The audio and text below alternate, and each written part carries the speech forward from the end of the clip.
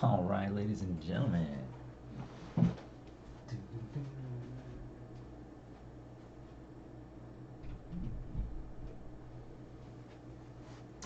So I'm pretty much watching my 3T Academy webinar right now. They're having a conference. So I'm going to watch that off and on during the gameplay today.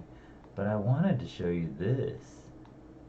This is one of the dumbest things I've ever seen. But you know what? What isn't dumb? So this is Drug Dealer Simulator. This is Drug Dealer Simulator. Okay, look at this. They're playing Drug Dealer Simulator. I know what to do because everything you do already. Oh, they put Amy Winehouse on there. A girl that looks like Amy Winehouse. That's messed up. A little bit about. Look at this shit.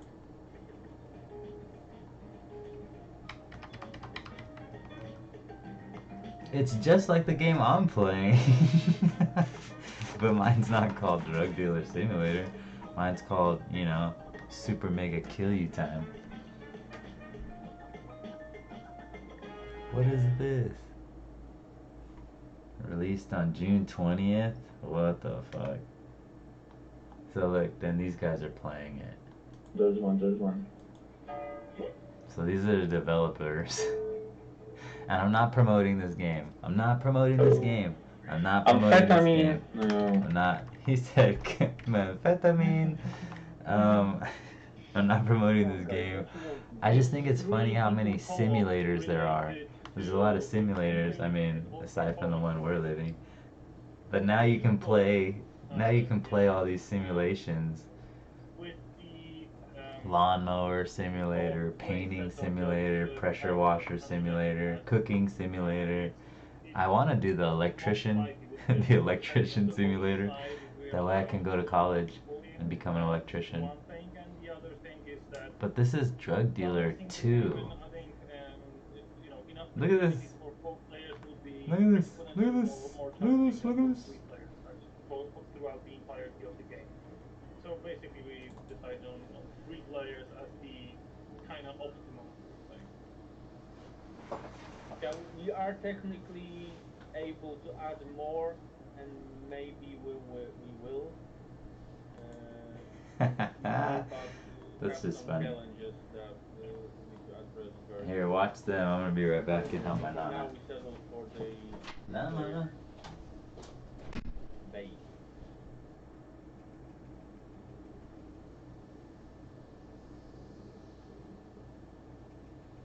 So like this hideout, but it's nice, but it's not great for like moving around with the boats. Now better. There are nightclubs. There are several nightclubs in the game, and each of them have their, let's say, unique characteristics, unique playlists that they play. There are nightclubs, rave clubs, restaurants, bars, various different shall we say, fun places throughout the map. So. Yeah, but they're farther west. Like we are here. That's the area we're playing currently, and the clubs like start way over here and here and the bigger cities. Because you have like here we start with some small villages, and over here it becomes more urban, urban pasta, whatever. There's one medium city here, more organized area a little bit, and the bigger cities are here and here farther west. So it's like mid and late game when you get to those areas. I think it has There's a little bit. Hideout boat, right? Okay. Yes. Now we put equipment for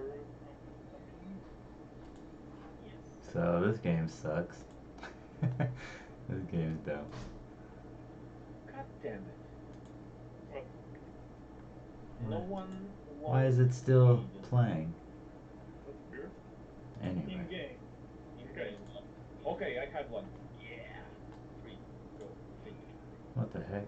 You better stop. Get out of there.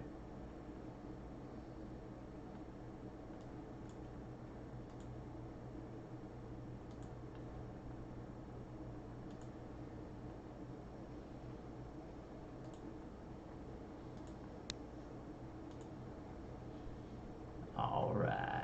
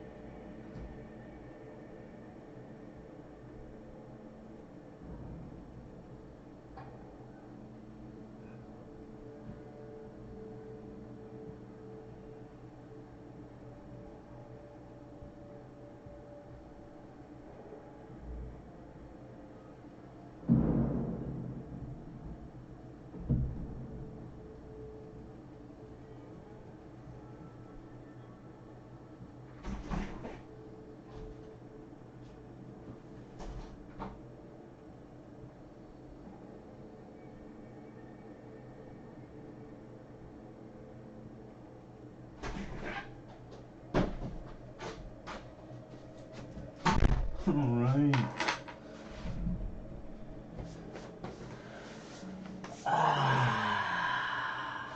Here we go. Now it's time for the real simulation. The real simulation. Yeah, so I'm gonna be watching that conference. So I'm not sure if it's gonna appear on the audio in the game that we're playing. Pretty much, it probably will. I won't be able to play this game and watch it at the same time. No, I'll be able to watch it at the same time. I just won't be able to turn down their volume. Let's see.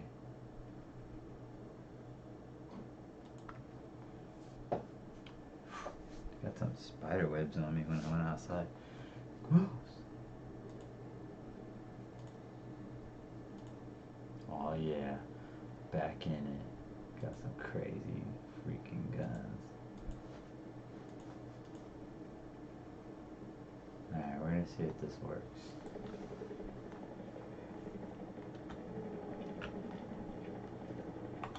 What am I doing?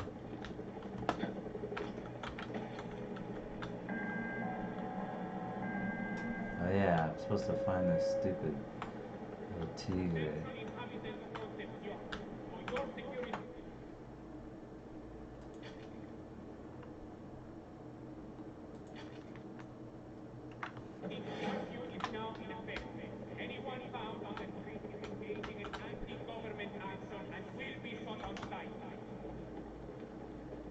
So I gotta go under. I gotta go underground somehow. Wow.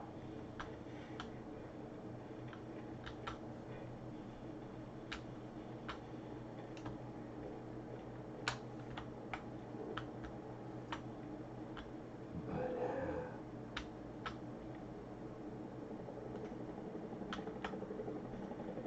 how? What one am I on?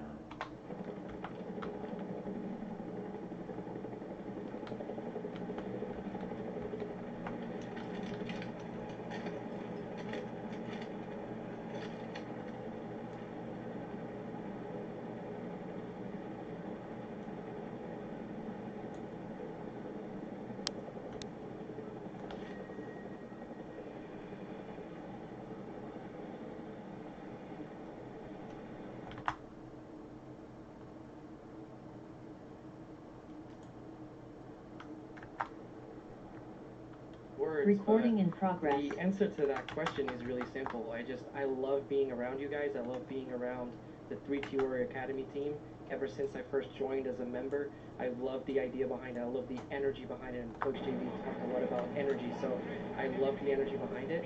And having the opportunity to impact, a whole other demographic or a whole other, language, I think to me that's a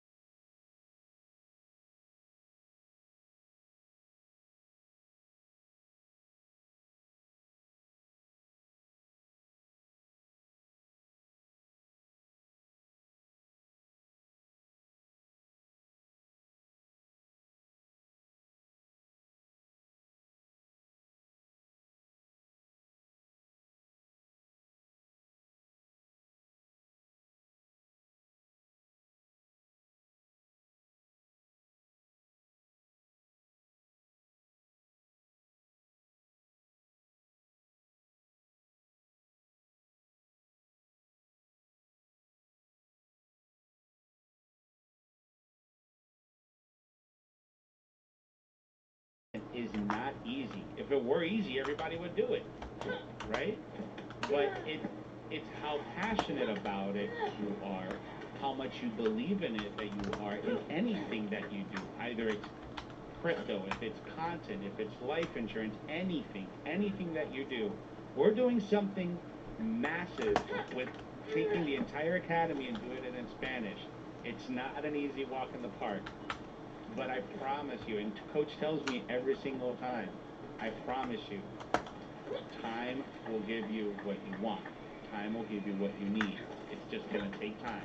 Because it's so massive that the bigger the idea, the longer it's going to take. And that's how I look at it now, right? Because I know it's coming. I know it's going to be here. But because it's so massive, it's so out of the box thinking that it takes that much longer to manifest into reality. And that's what I want you guys to take away from this, right? I'm going through it in the trenches right now as we speak, but I know, and I'm so sure, at the end of the road where the entire community is going to be far way better than all the pains and all the blood and all the sweat and tears that we had to endure to get there. We're going to look back and be like, oh, that was a walk in the park compared to what we're going through now, right? So I'm very grateful that I have the opportunity to speak, to reach out to you guys, to make a difference in our community. And again, I love every single one of you. And thank you again for having us on here at the virtual conference. See you guys next year. Love you guys.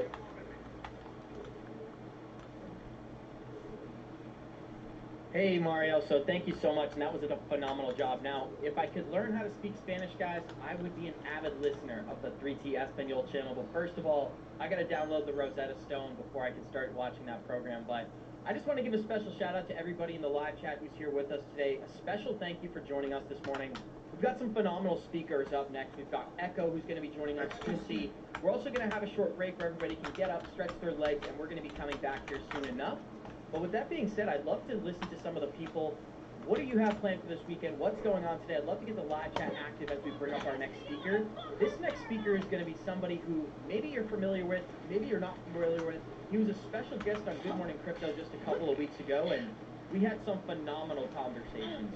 Echo is known for his deep diving research into the Federal Reserve as well as the blockchain system and how we're shifting from the Federal Reserve system, the system of trust, onto the blockchain system, which is a system of truth. Anybody who doesn't follow Echo right now should check out his Twitter. He goes into some deep analysis on the Federal Reserve and the great changes that are happening today. One of the things I'd love to kind of preface before he comes up here and joins us is the fact that this new monetary system, we focus on the blockchain aspect of it, but the reality is it is going to be backed by commodities.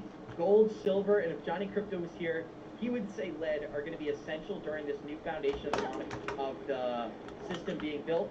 So with that being said, I think that's a great introduction. Give it up for Echo, our next speaker for our X-Royalty event.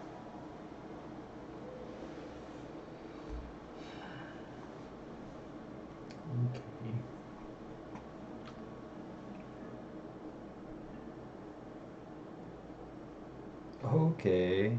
Don't understand why that happened, but whatever. Ah, he's muted.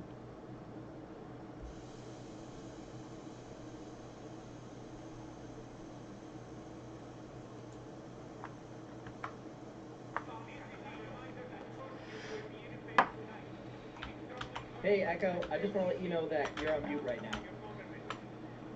It's okay, we were building anticipation, guys, so bear with Echo. Shout out to you, my friend. Feel free to start it off. You are still on mute, so I got to let you unmute before they go backstage. Are you able to click? There we go, perfect. All right, appreciate it. I'm so sorry. So sorry, ladies and gentlemen, but I built up the anticipation, okay? Ladies and gentlemen, welcome to the world of X-Royalty. My name is William, better known as Echo. Fun fact about me is that my Chinese given name is Chung Wei Long, also known or translates over to Great Mighty Dragon, which I feel like really does suit me quite well. I got a twin sister, and I wear proudly that I am a single parent. The reason why is because one of my proudest moments that I've ever achieved in my life is that I teamed up with the National Parents Organization to push through the Kentucky House Bill 528, also known as the Shared Parenting Law back in 2018. It was a game-changing law that was passed that allowed me to be the very first person in the state of Kentucky to win shared custody of my son and paving the way for other states to follow suit. Thousands of families across the U.S. have benefited because of that law itself. Now, beyond parenting, I also dive into the information from the global monetary system, diving deep into blockchain technology like XRP, XLM, and XDC, and exploring the spiritual side and modern finance. A lot of y'all probably know me on TikTok or over on X, where I built up a solid following by breaking down complex topics in a way that is accessible and engaging to everyday persons. My claim to fame is my most recent claim to fame was me cracking the decodes on the usdebtclock.org website and the sneaky images that they have been releasing. So, in that case, it makes learning the information on the debt a lot more fun if I would have to say, right? So today, as we gathered here at the community, driven in shared knowledge and vision, and excellence in the mind and body and wealth, right? The X Royalty NFT represents more than just a digital asset. It symbolizes the commitment to growth and collective prosperity. Imagine being part of the T3 Academy Warriors, okay, where it's mindset mastery, physical conditioning, and generational wealth creation are guiding principles.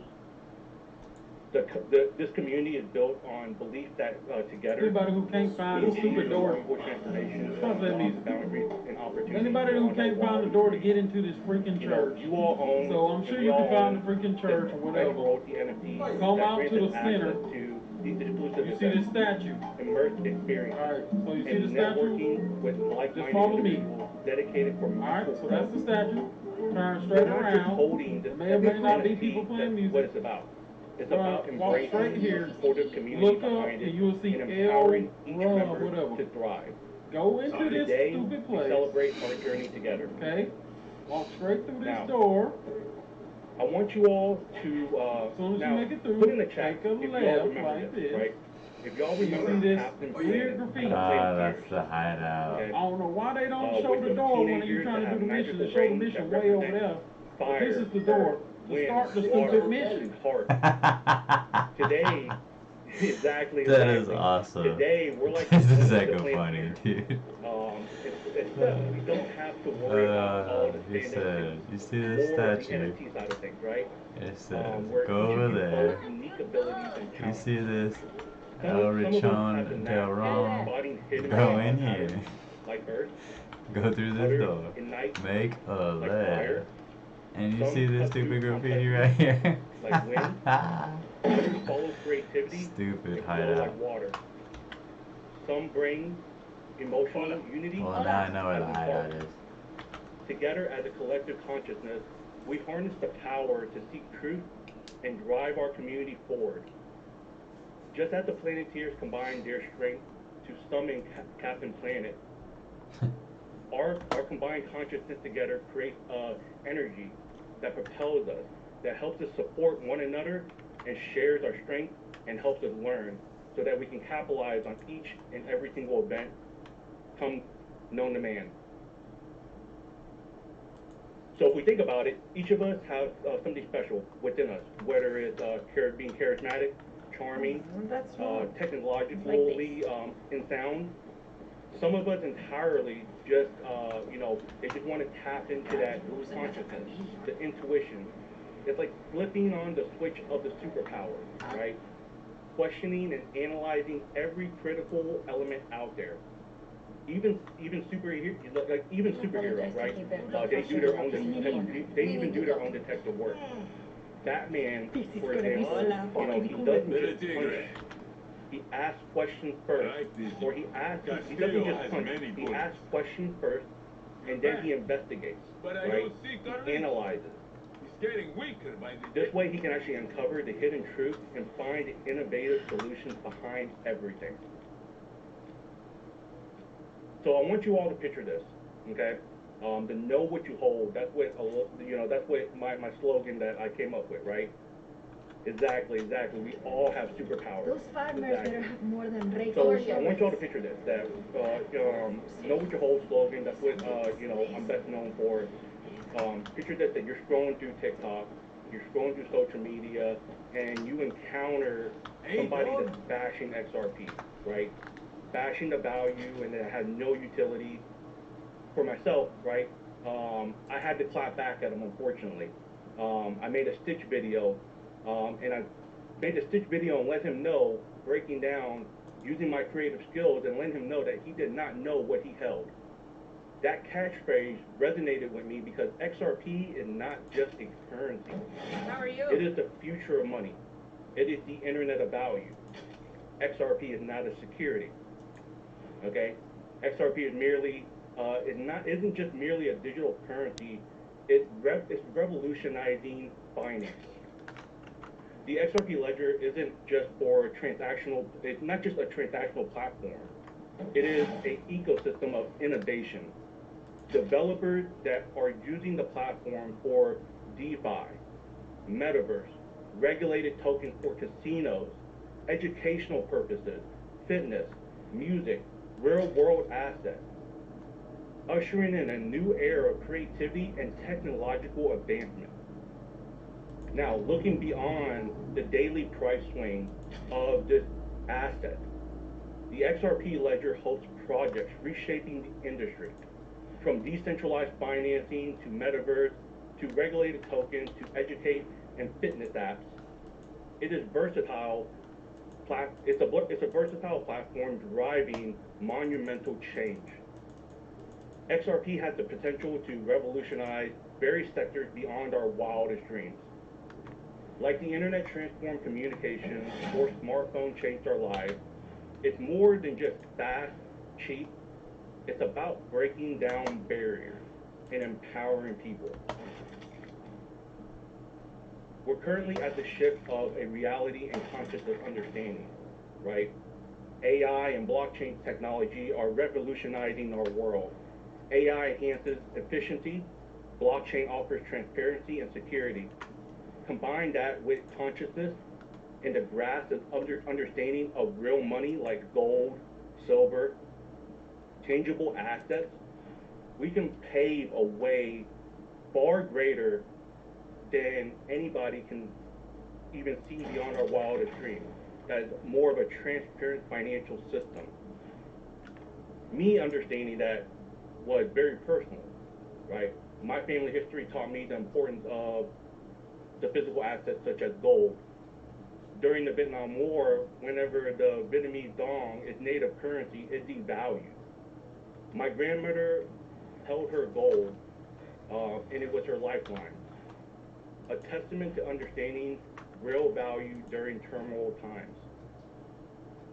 You know, gold, silver, copper is God's money, and it has sustained value for millennia. Throughout history, we attempted to try to revert back to those assets, and during the crisis, but we always got faced with some type of resistance. Today, with blockchain and AI, we can blend ancient wisdom and modern technology for a robust future. Combine that with our constitutional rights, right, to safeguard our liberty. Article 1, Section 10 clearly states that no state shall make anything but gold and silver coins a legal tender in payments. The Bill of Rights encompass our freedom of speech and the right to bear arms, defining the core value of our nation, and serves as a blueprint for nurturing a compassionate and innovative society. Now, despite the money challenges, it's an empowering progress. And with AI, blockchain, and collective action, we can escape this financial enslavement that we're currently in, creating a world where anyone can thrive, a level playing field, tapping into that divine energy that sparks within us to drive innovation and compassion.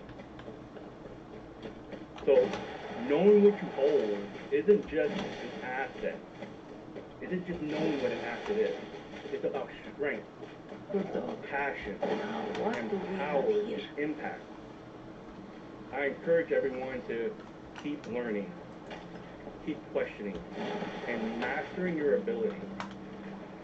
Thank you for being part of this amazing community. Thank you very much to Coach JV, May, Jeremy, Johnny, Ab, Jackie, and the whole 3T Academy team for this opportunity. In conclusion, let's keep pushing the boundaries and build a brighter future together as we navigate through these biblical times. Thank you very much for your time and commitment, and this is why it's so important to know what you hold. Let's go.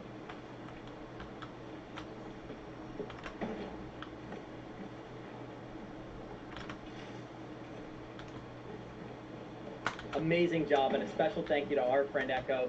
special thank you for him for taking the time to join us this morning, and he thanked our entire team. Our entire team would like to thank him as well. It's always fun when we get to have some conversations, especially about crypto and the Federal Reserve. That's what piques my interest. But speaking of things that pique my interest, the next speaker we have is a very, very special guest for our ex-royalty community.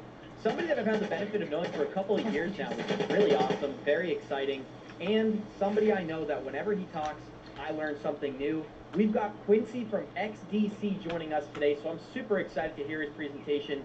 And with that being said, Quincy, welcome to the ex-royalty event. Quincy. Who's a good dog, huh? Is he muted too?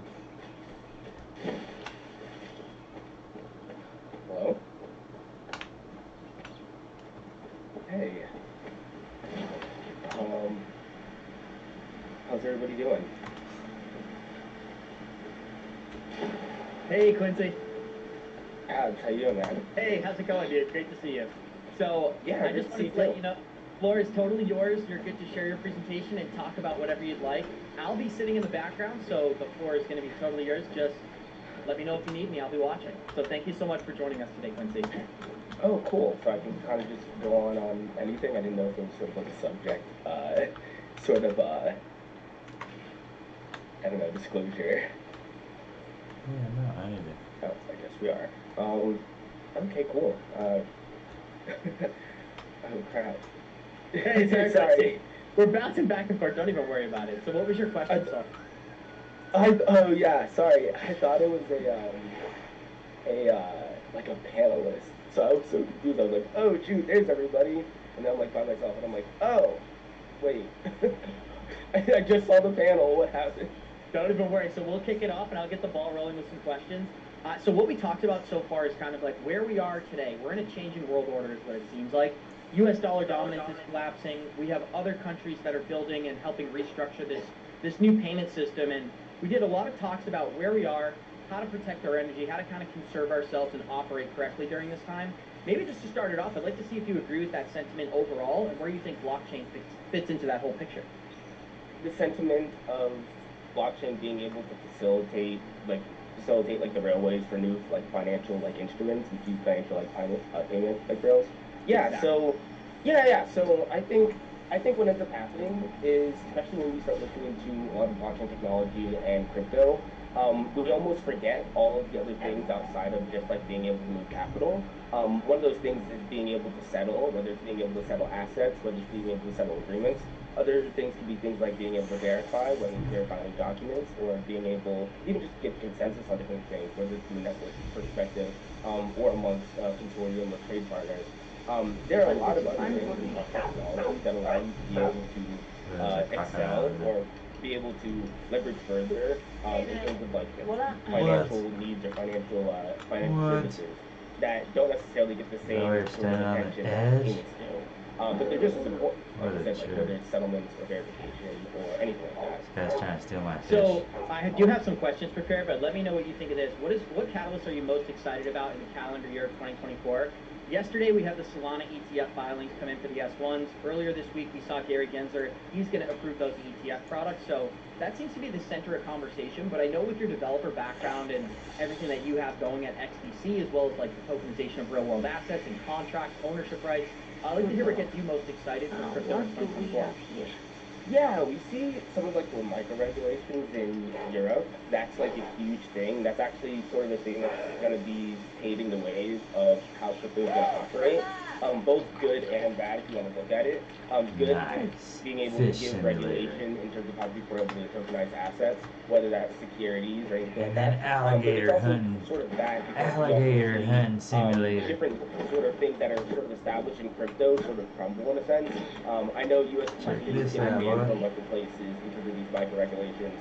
Fuck you, and it's not man. that that's necessarily a bad thing. It's just that it doesn't necessarily go well with crypto. So we want to see like how can we not only see these regulations be able to bring in new players, but at the same time not disrupt old players while we're sort of doing that. You know? Right. What about tokenization and what XDC is doing? Because I think a lot of people are interested in what you have to say about the project. I don't know what you can and can't share, but one of the things that gets me most excited about XDC in particular is the contracts and ownership rights aspect. The tokenization of ownership rights I think is going to be massive, and I know you can speak to that fairly well. What do you have to say about that matter, the tokenization of contracts and ownership rights happening on XDC? Yeah, so one thing that I find very interesting is we see very popularly the tokenization of real estate becoming like a very prominent thing, and special purpose vehicles around them becoming a very prominent thing. And I think these are like sort of the first steps that we're seeing in terms of like how tokenization is going to operate and how regular players get into the tokenization world, whether it's investors, whether it's, like I said, like traditional investors, or whether it's like traditional businesses. So I feel like there's a lot of, at least on XDC, there's a lot of trying to follow like already established guidelines and then trying to be able to propagate those types of assets on the network. So yeah, in terms of being able to tokenize real estate, that's like a huge coming thing, and not just on XDC, on a lot of networks, but that seems to be the big cornerstone in sort of tokenizing real-world assets, outside of like securities and treasuries, which are a popular thing, and those are typically like slow to be implemented, so real estate is like a new kid on the block. I think what's fun is that right now tokenized assets in total are less than a $2 billion asset class. And I was just reading an article earlier this week where BlackRock's analysts predict that tokenized assets as a whole by the year 2030 will reach anywhere from $3.5 to $10 trillion. So a bear market case of $3.5 trillion is such a big number. When we talk about adoption and what's going to kind of cause these institutions to use this technology, I think about a quote from Bob Way, one of the founders at Ripple, or one of the early implementers of this tech. He said it only takes 2 corridors to start using this technology before all the other banks realize they're at a huge disadvantage. And so, do you see that same kind of mindset applying well to what you're doing with ownership rights and like the tokenization of real-world assets? Once a couple of big banks or big companies use this stuff, everybody's going to be forced to kind of follow? So yeah, the best way to look at it is like a tech transfer. People look at these like big numbers, like 2 trillion, 10 trillion, whatever trillion, and they go, wow, that's a lot of money.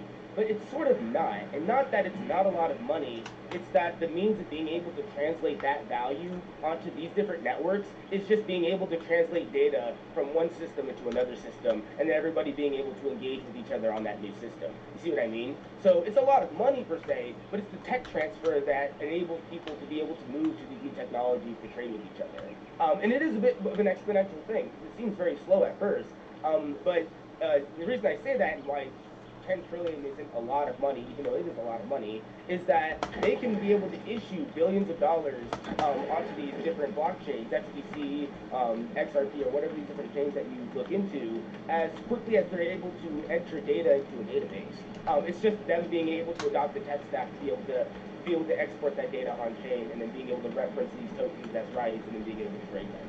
So we look at this as like, oh my goodness, how much money can be put on chain?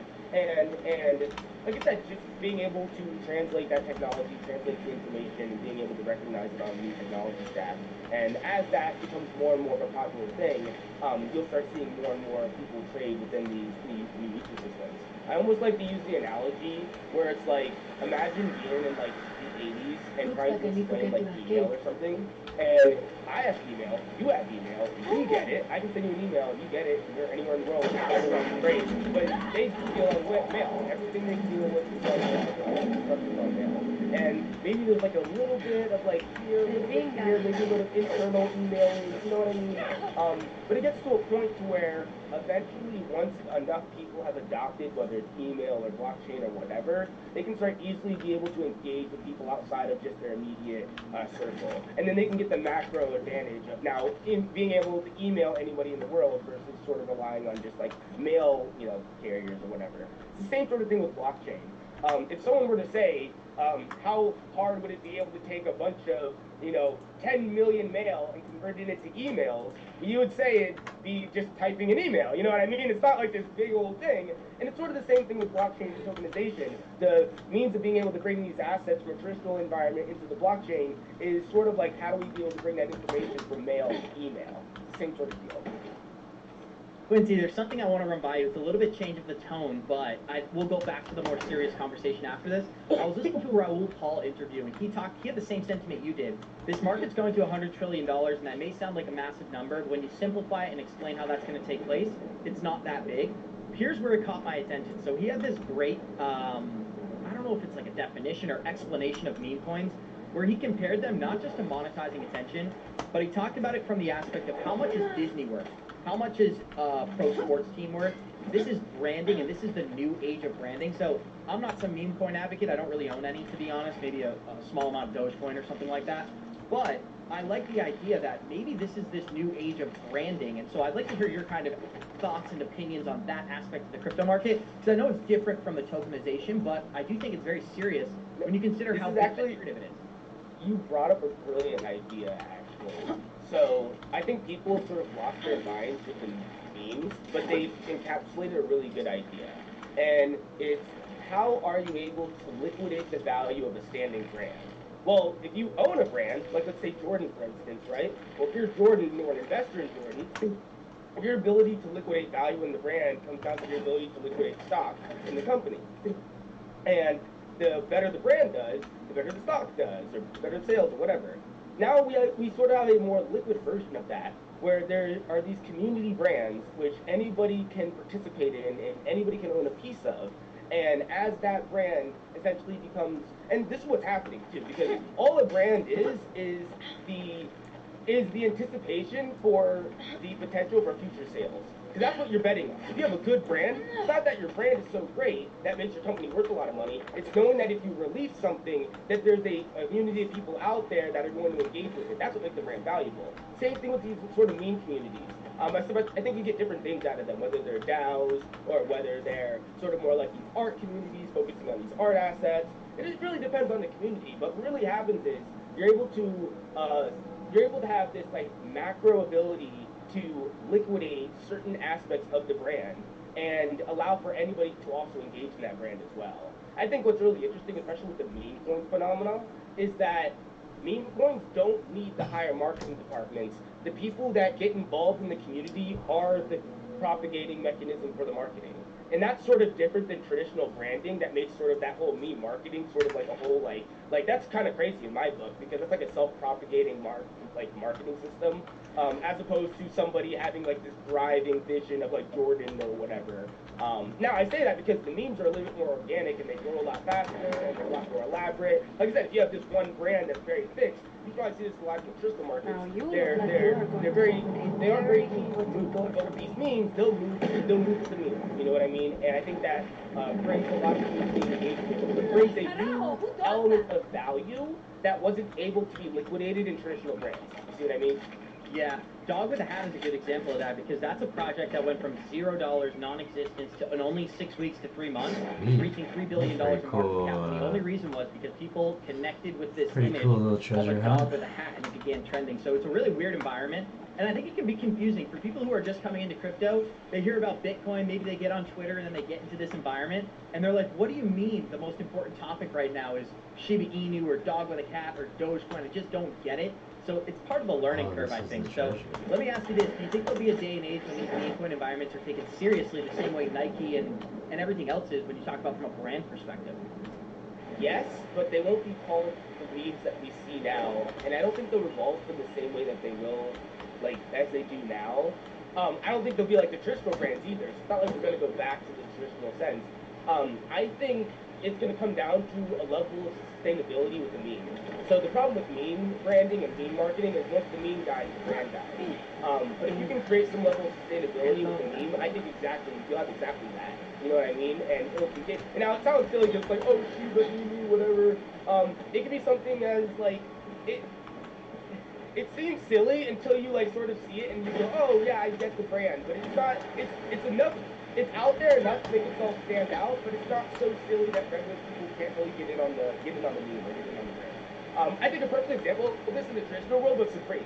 There are a whole bunch of people that never understood Supreme. They're just like, what? But there are a ton of people that wanted to get in on the meme with Supreme. You know what I mean? It's exactly like that. And Supreme was a $1 billion company. It's exactly like that.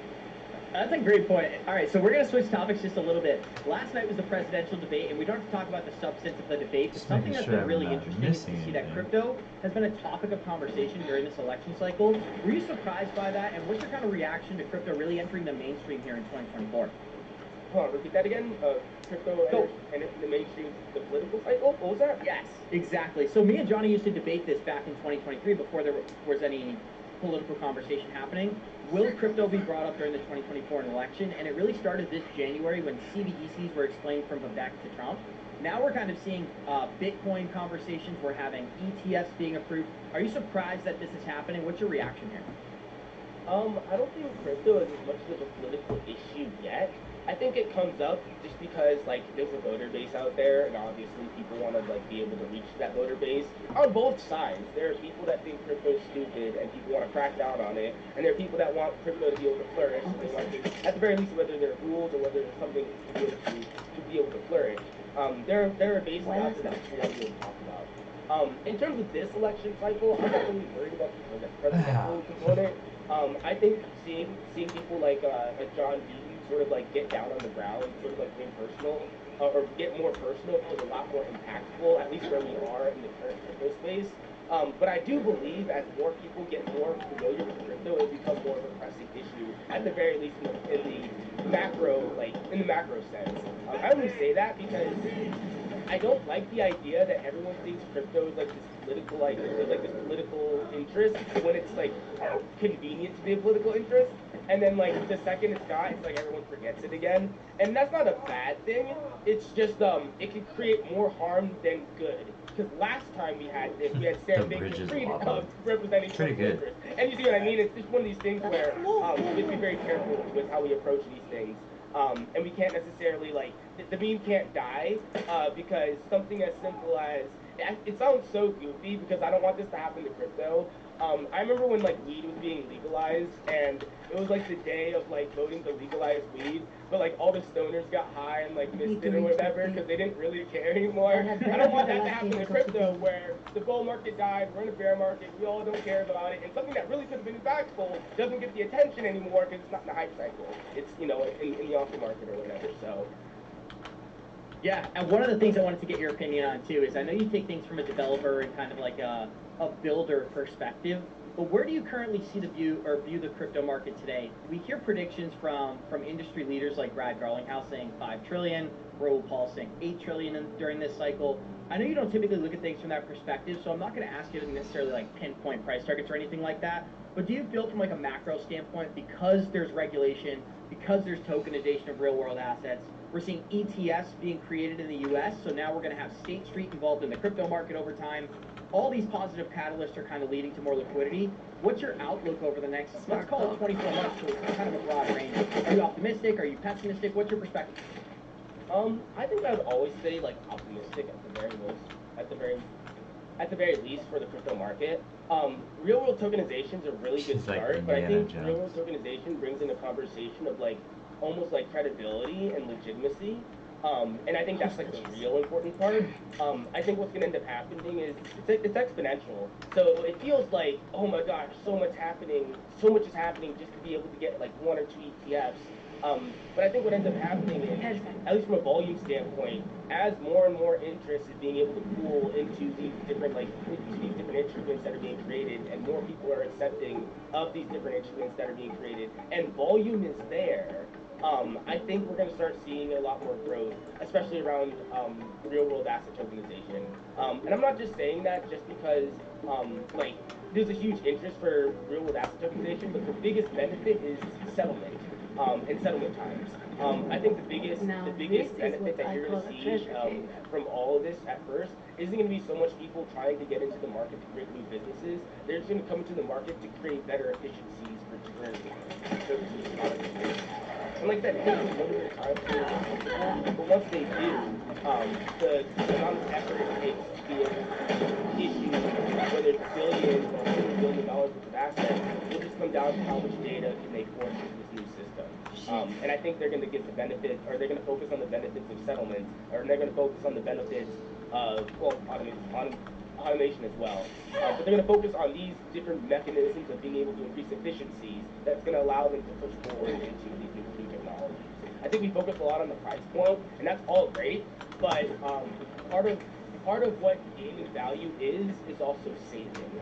And I think they're going to have a lot more to save than they will have to gain before they start getting more interested into what they can gain from cryptocurrency. See what I mean? Definitely. I want to get your opinion on stablecoins because we have MiCA coming into effect on Monday inside of, or maybe it's June 30th or July 1st, so it'd either be Sunday or Monday. We have new regulations coming into effect for digital assets inside 27 European countries.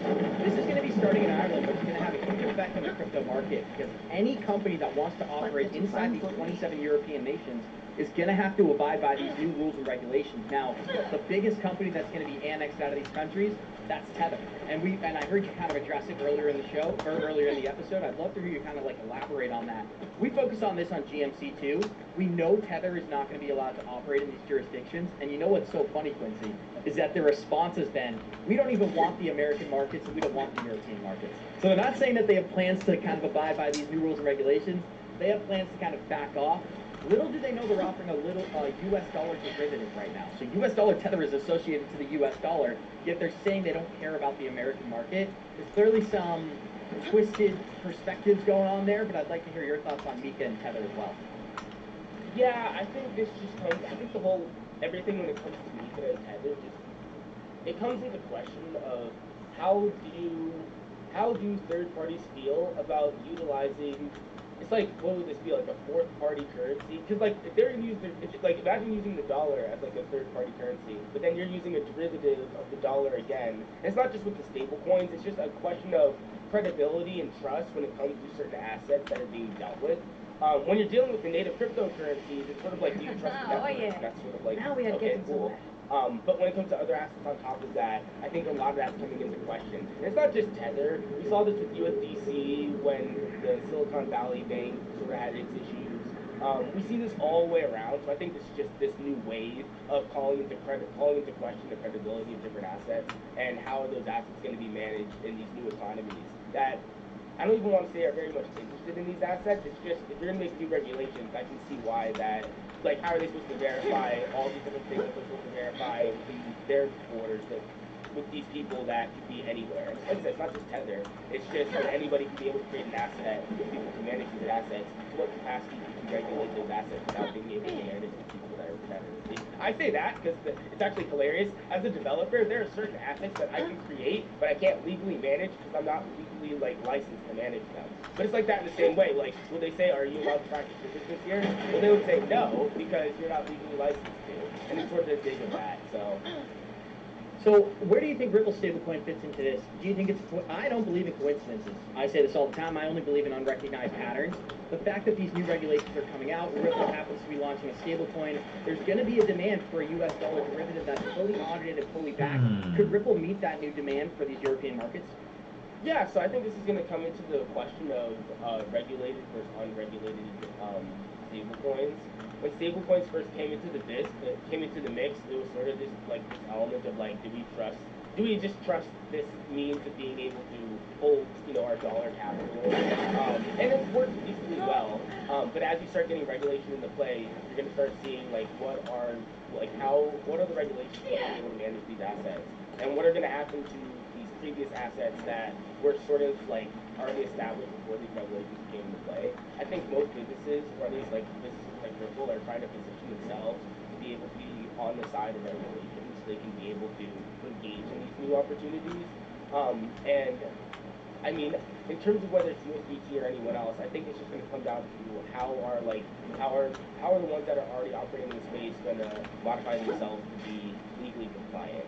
And I think there's going to be sort of this tension between what's going to be the new means of being able to move capital on chain, at least through a stablecoin protocol, because of who's going to be legally allowed to do so, or who's going to be legally compliant to do so.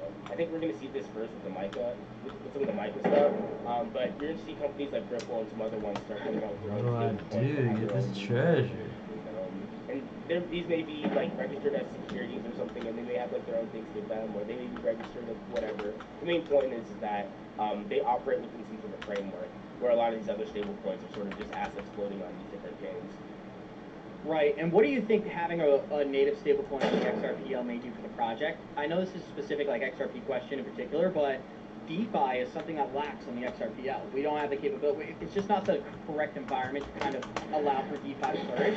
What we're seeing right now is that that environment is really coming to fruition through automated market makers, hooks, stablecoins. What do you think about that from your perspective? Is this all coming to fruition in your eyes? Yeah, so I think like stablecoin liquidity for any network just allows for. So I think the tool for stablecoin liquidity is to be able to park your capital in instruments that doesn't have some set of volatility with it. So I think you're going to see seeing a lot of people, instead of having to liquidate their crypto, be able to start parking some of that capital in these stable coins, especially during like high volatile times. I say that because you can see this on a bunch of networks now. When you aren't able to essentially have like liquidity for the stable coins, it's relatively difficult to find that liquidity. So being able to bring more stable coins on chain helps. And being able to allow more people to be able to park their capital in times of volatility. And so usually with that, I was gonna say usually with that it just helps with like volatility and such. People aren't going to the exchange to maintain that capital. So a great debate has been, is this in any way, shape, or form a competitor to what Ripple is doing with XRP? I'd love to just hear from your perspective because you're so nuanced in this type of stuff. What are some of the advantages that they may have, and if there's any disadvantages, maybe you could make us aware? To a stablecoin? To Ripple launching a product like a stablecoin to facilitate some of the needs that you're stating. A lot of people thought that XRP may be that bridge asset or maybe that, liquidity vector on the XRPL. Well, this is kind of another option for a lot of people to use. And I know they offer and kind of are a solution for different use cases, but I definitely think it shows that they're undergoing change from a business model perspective at Ripple. What does all this mean to you? Like I said, I think it comes down to how they're able to park capital on chain, or at least move capital on chain. XRP is a great tool to be able to move the other assets, and it's going to be the most liquid asset on chain. That's kind of the big thing with it. But at least with dollar, like stable coins, there's probably going to be a lot of clients of Ripple that don't want to absorb or don't want necessarily it's not that whenever you put capital, you need to make sure that you don't have that. That was worse than I expected. So it's not just a Ripple thing. It's any business that operates on any chain is going to need to manage its liquidity in stable coins to make sure it's not at risk in terms of the volatility of the native asset. And they may not even be dealing entirely in the native asset. They probably will be to a certain degree in terms of gases. But at the very least, in terms of how they move capital, if they don't have a stable coin, there's a huge reluctance in terms of how they're going to move on chain because of that volatility. I see that because I've seen that in my own personal life too as well. The first question before you bring anybody on chain is what's the stablecoin liquidity, both in terms of being able to get in, but also in terms of being able to get out of that particular stablecoin. And if you just don't have any, it's just very hard to make the argument to come on chain when now they have to bring on all this volatility or you have to take on the volatility for them, Agreed. Quincy, we're going to close it out here, so I want to say thank you so much for joining us today. You talked about something interesting, so this will be my final question. You said a lot of people, it would be hard to explain email to somebody in the 80s, but nowadays we send emails 24/7, but nobody really understands how those emails are sent and how they're received. Is that same process going to be undergone in banking, where maybe a lot of companies and a lot of big banks do shift to blockchain, but the majority of people will never ask the question, well, what are the rails that they're running on? Is that kind of the same theory? Exactly. Well, you'll notice the benefit or the outcome of the different technology that's adopted, like email, being able to send email at any point, even them being automated and being able to send it to the website or whatever, verify. You'll see the benefits of that. But it's not like people are like confused about all the email or how the email server is set up, or any of these things, or how any multiple email services. These are things that are now these are things that you could set up yourself. You could set up could set up a way to automate emails. You could be able to interact in this email automated economy. There are plenty of people that do that, like with CRMs and all the different things. That is a thing you can engage with. But most people don't. And the people that do aren't even technical either. You gotta remember. So there are like levels in this and how people engage with it. I think the same thing will be with blockchain. Whether it's non-technical people being focused around the finance aspect, being focused around like marketing or automation, focusing on the legal and verifying documents, or whether it's just people being able to build new software products that people are able to get tangible benefits, like for example, instant settlements, or being able to see like faster processing times, stuff like that. You'll notice the effect of the application more than you'll notice the change in the technology to facilitate it. Like a perfect example is could you ask the average Tesla person what's the difference, like key differences between a Tesla and a regular car? Like they'll say, yeah, a gas engine and a transmission, but like they really can't break down like the I mean, do they really need to? Like it does the same thing, like so. You make a great point, Quincy, and I actually heard a funny stat about Teslas where it takes just as long to get your Tesla charged from 0 to 80% that it does from 80 to 20. So anybody who has a Tesla out there, you can cut your charging time in half by not getting that last 20% on the charge. But I do want to give a special thank you to Quincy. Quincy, it's always fun when we get to chat. I'd love to have you join Good Morning Crypto again whenever you're available. So any closing message for today, and then I'll send us back to the backstage. No, really appreciate having me on here. Sorry about the little bit late. My whole life's been like crazy the past few weeks, but always love being able to share my comments and being able to communicate with like-minded people. So thanks. Thanks, Quincy. Can't wait to talk to you again soon, and don't worry about being flustered. It's Friday, my friend. Everybody's in a good mood, so don't even worry about it. I wish you the best of luck with everything that's going on behind the scenes. Thank you. With that being said, guys, we're going to go for a short break, 45-minute break for lunch, breakfast.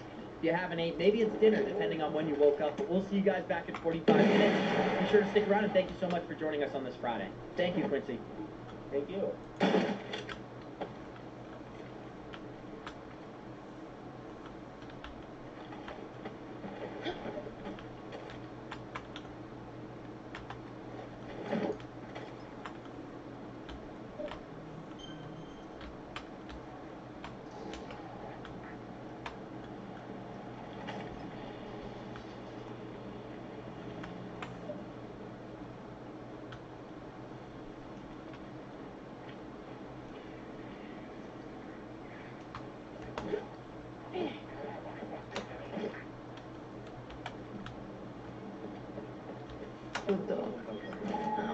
What do we have to do?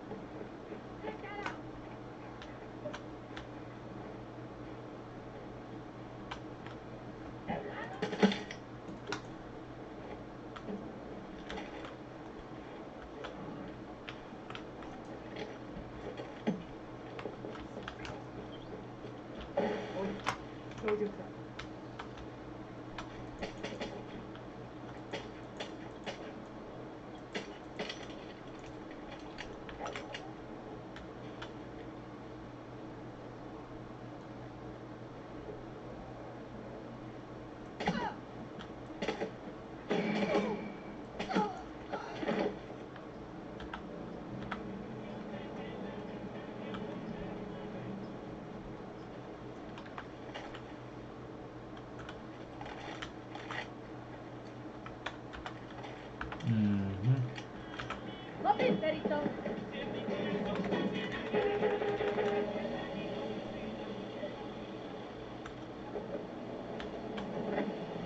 What a beautiful day.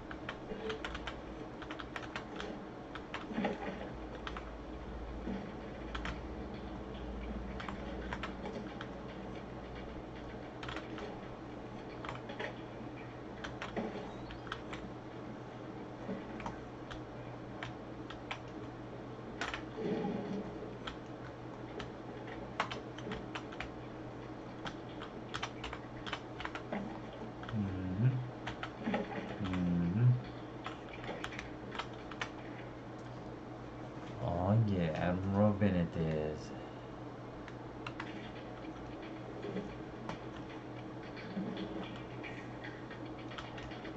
Let's rock.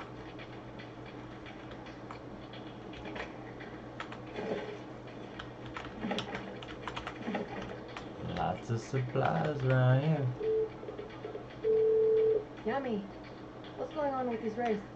Danny, you know I want to let you fly around like a fucking superhero. But those anti-aircraft sites, they don't. I'm not giving those motherfuckers the chance to blow your ass up. Take them out and... Ah, I see. And you race, okay?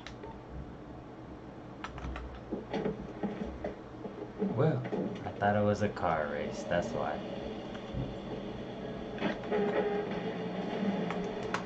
That's why I thought it was a car. Alright, that's where we're going. Looks like this is my stop. El Tigre. I'm at the museum. So am I. If you want to see photographs of us when we were young and dumb, put your gun away and walk in like a turista.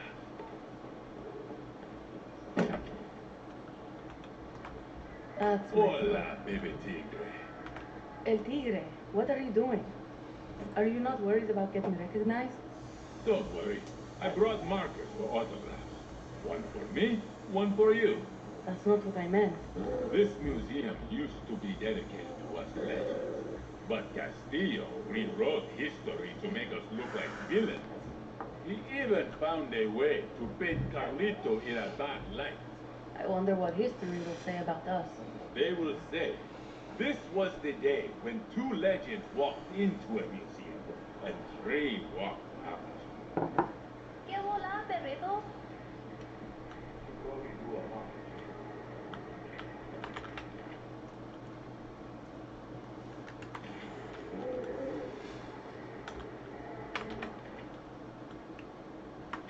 Smart dog.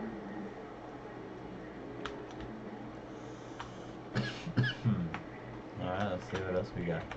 El Castillo he's an idiot for me, bebé. Is that Diego? Poor kid never had a chance.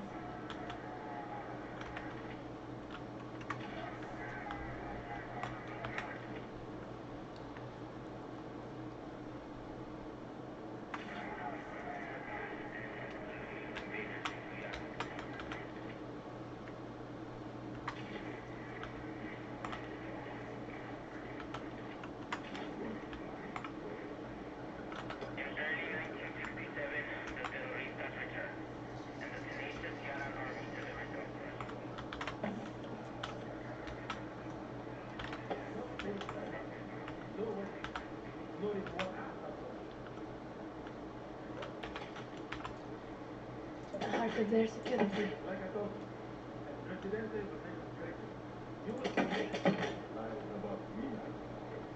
Dang. Looks like I'll follow these arrows, eh?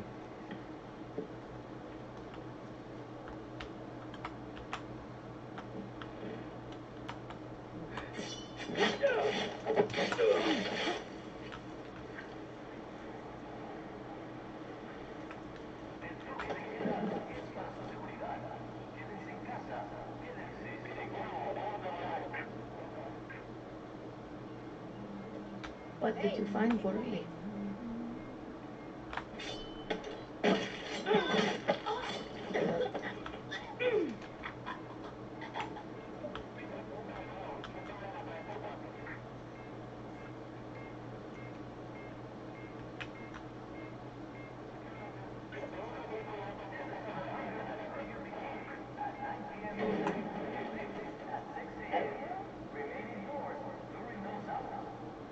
Oye, wow, back up.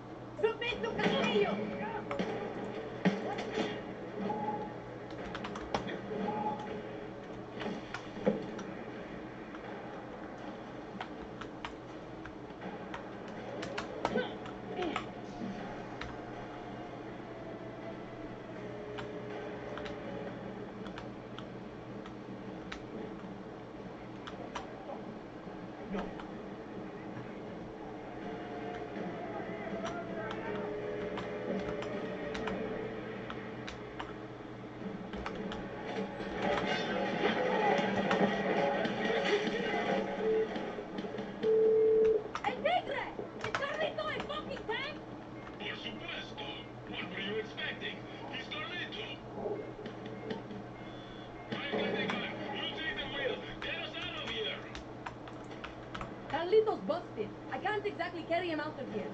He just needs a little love. You can fix him. Oh, that's a civilian.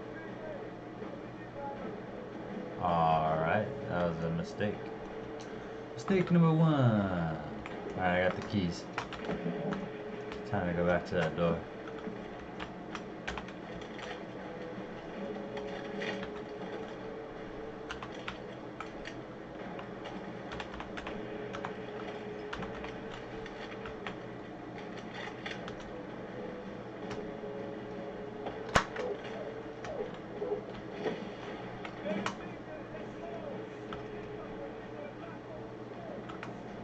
Nah, man, we gotta go to security. Get that stuff that was in there.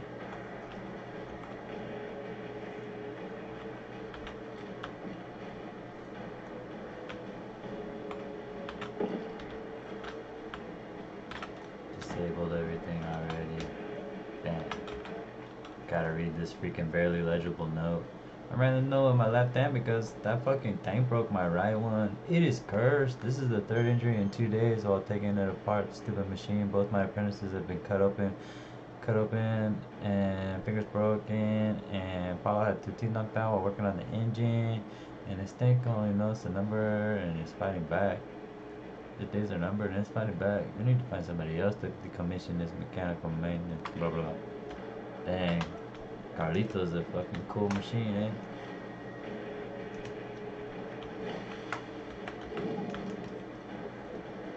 What we got?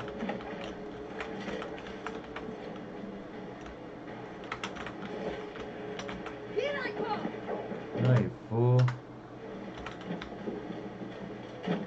Hey, Tigre, let's go! We can Pick repair. up Carlito and blast open the gate!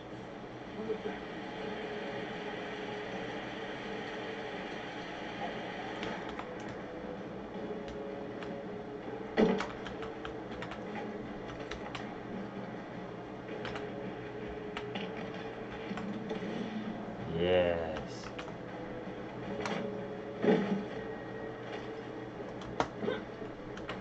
This I like!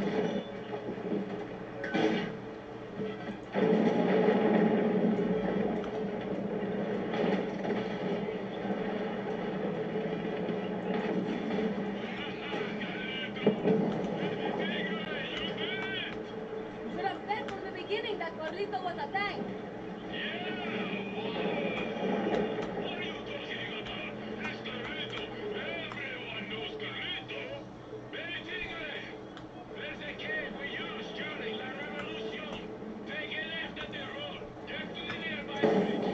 Nothing will stand in our way.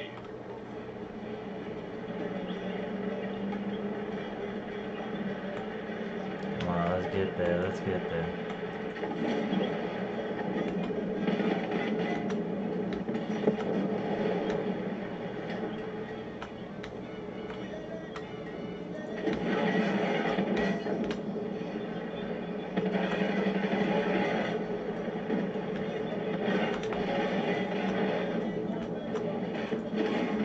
Ah, bitch.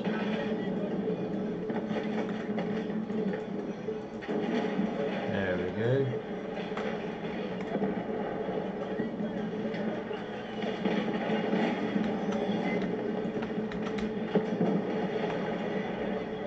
Ah, he got ran over.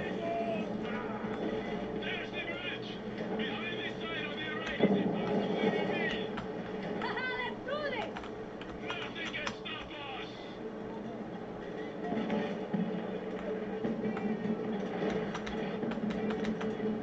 Nothing can stop us.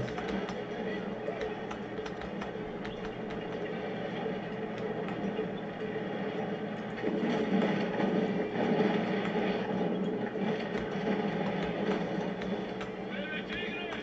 I haven't had this much fun this almost day.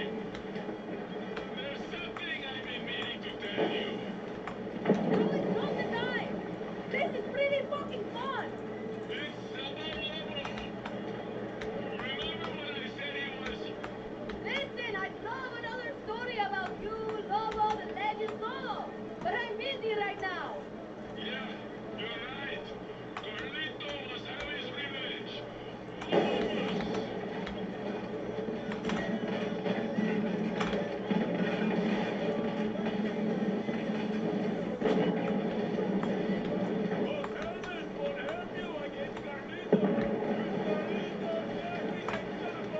Dang it. Come on, come on, come on.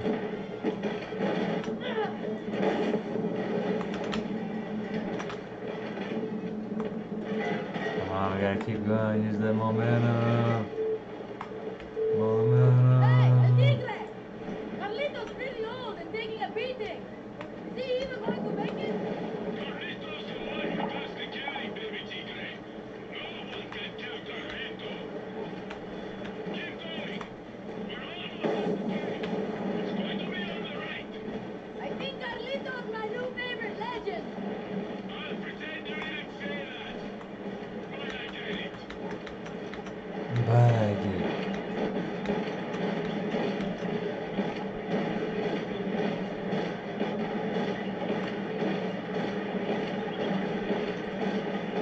My dog's just following.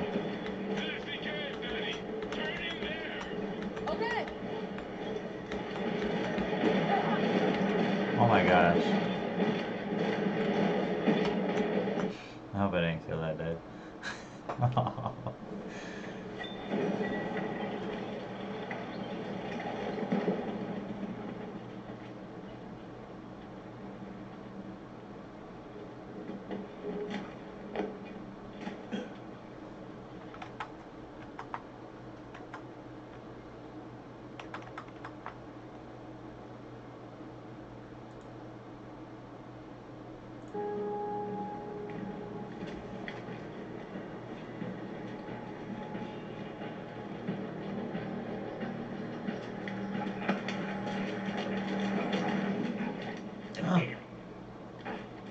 Carlito, you came. What the fuck is he doing here?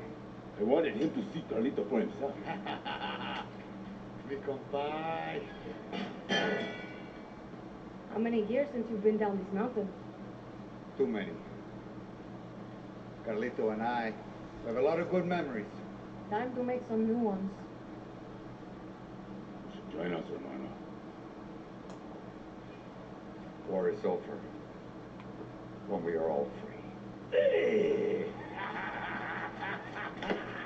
Hey, go. Come on, it's going to be good. I'm good. See. Come on. I'm good. Gammon, she says. Alright, we got freaking Carlito.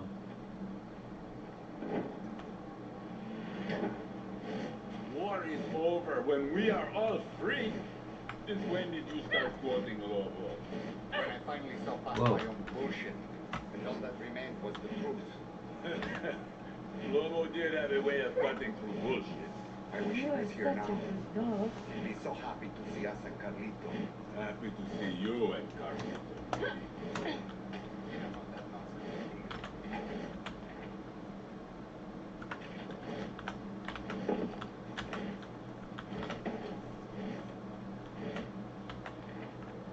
Maybe 5 bullets, make sure to check the radiation. Nice.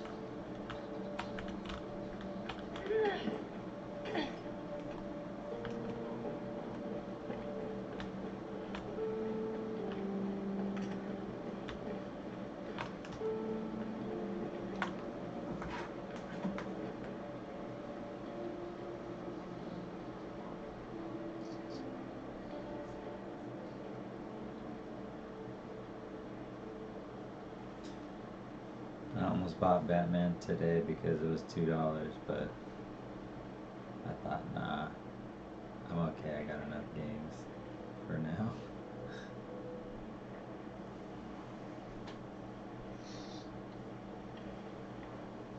But it looked cool. That game was fun.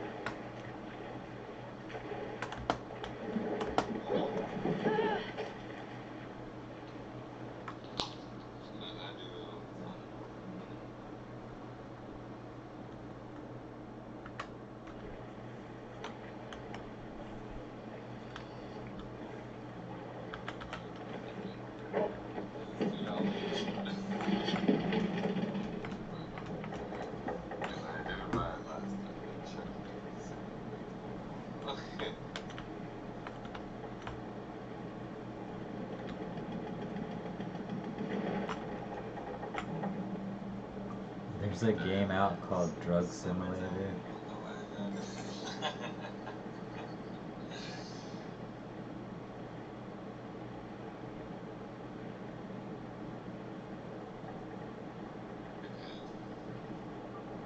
But Far Cry 6 is that game plus a million other simulators like fishing, shooting, driving, etc.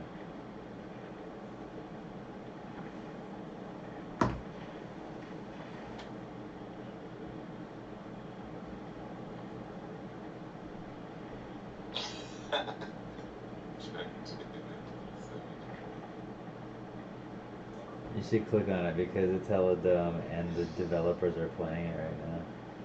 Yeah, that's true. That's what I like about it.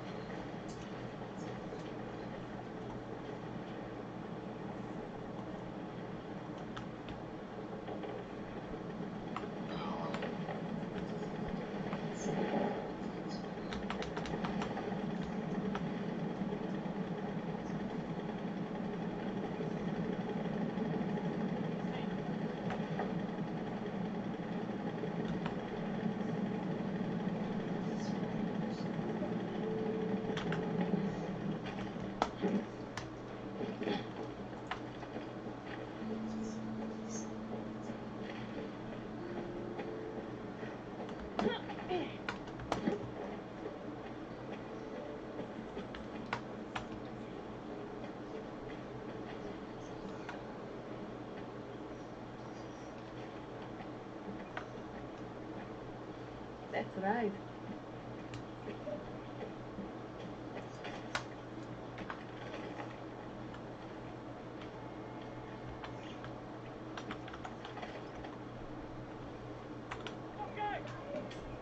Sniper.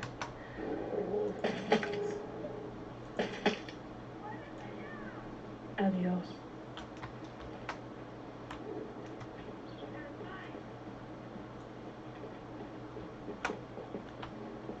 Dale, boom boom. Venga. I love that one. Boom boom, over here.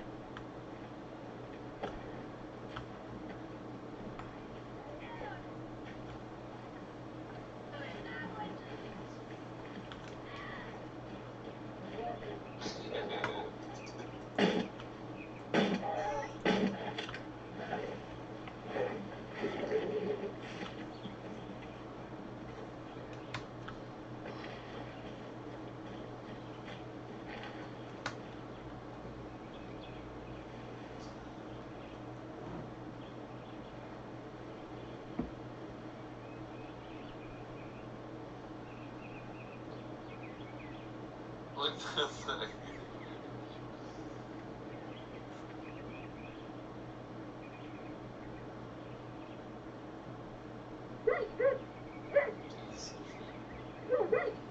Ah, the camera's not.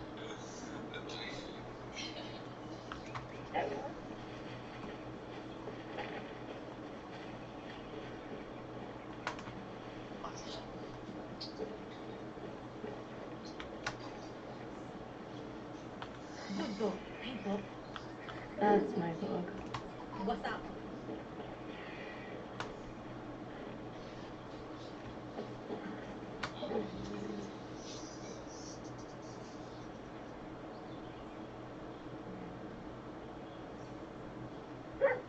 Hell, you know this.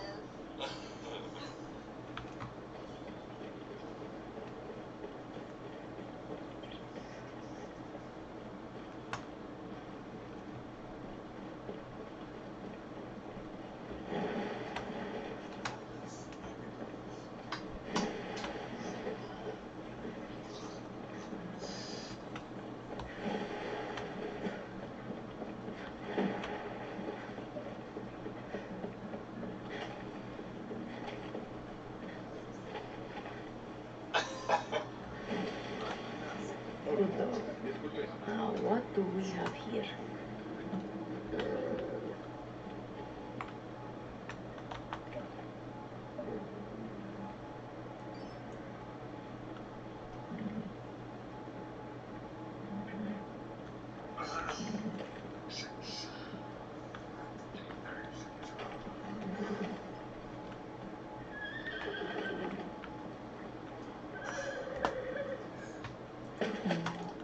I'm good.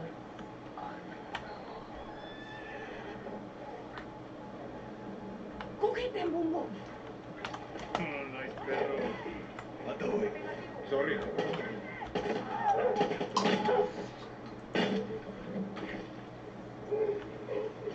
Boom boom! Come back here!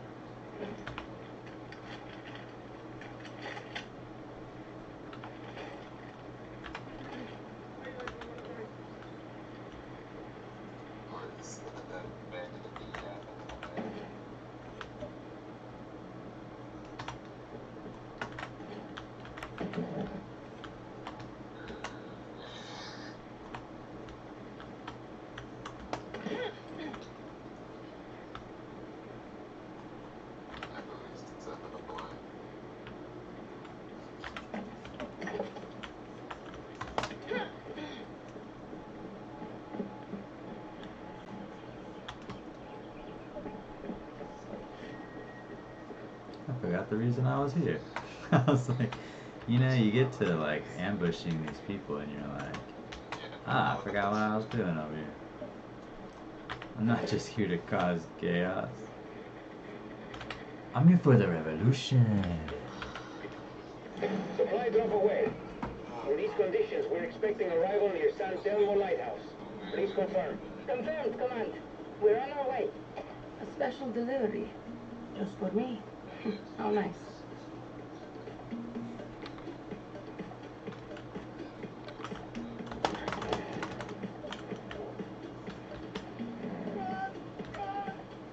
Come on, we got it, we got it. Oh yeah, just like a bird.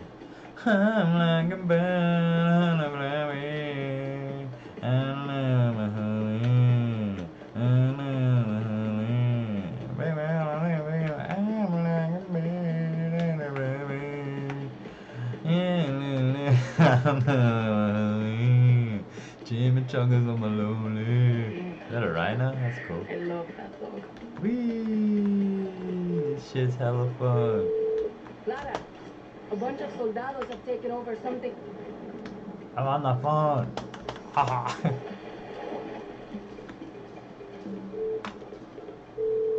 Clara, a bunch of soldados have taken over something that looks like a caveman theme park. That is Valle Prehistórico. Welcome to the Ascent of Yara, Danny. The last I heard, the army turned it into a repair depot for its helicopters. Go take it over and steal us some air support. What the heck? Supposed to jump and do the wingsuit again. Alright, ready?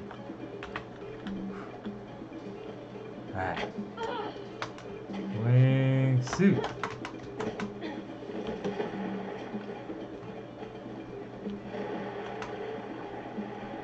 I don't want to go over there.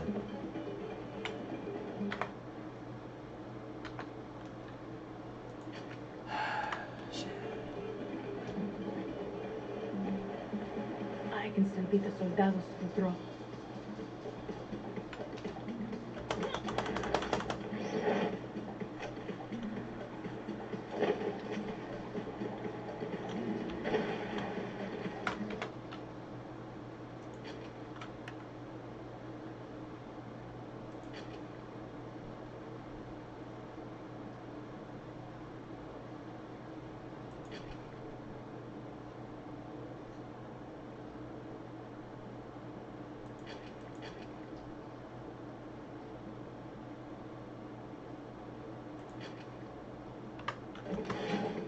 What did you find for me?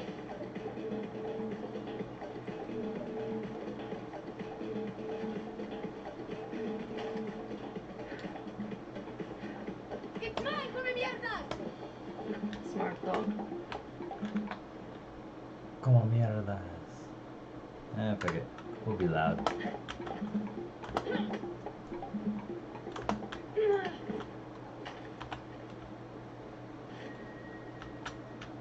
Better watch myself. Think. I love.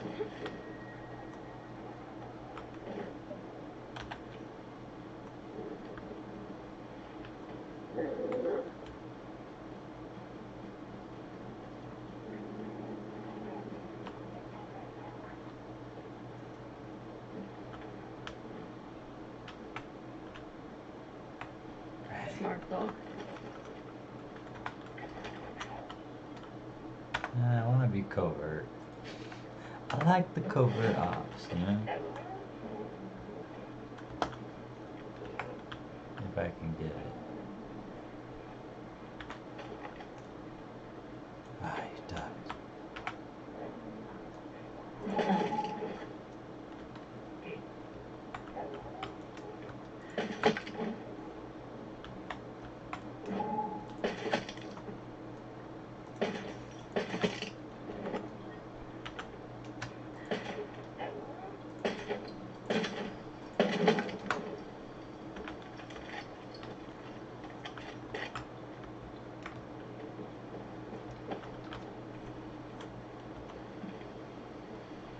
Yeah, I think that's it.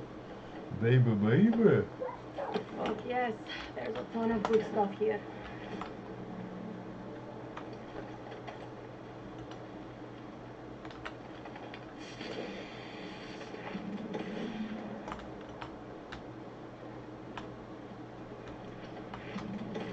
That's where all the gunpowder is from all the side missions I was doing.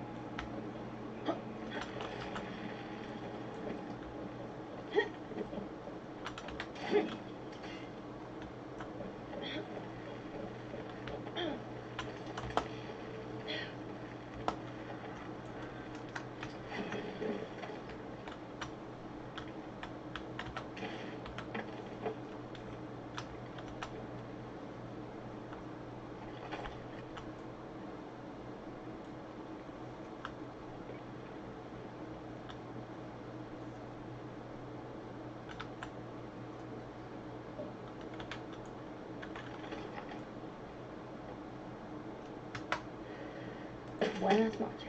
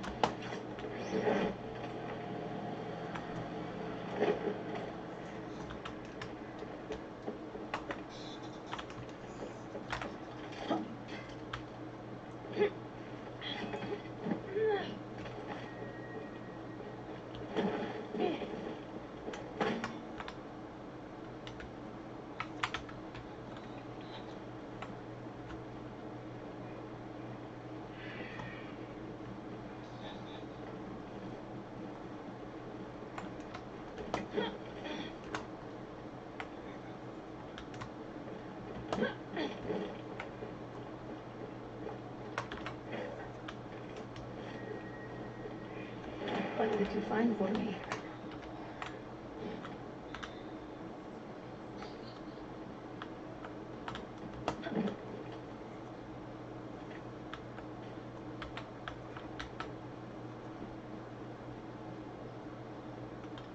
How do you get under this thing?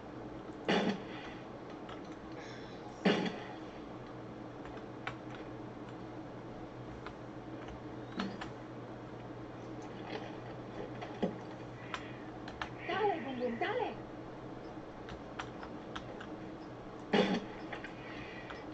Good dog. Now, what do we have here? Let's move, boom boom.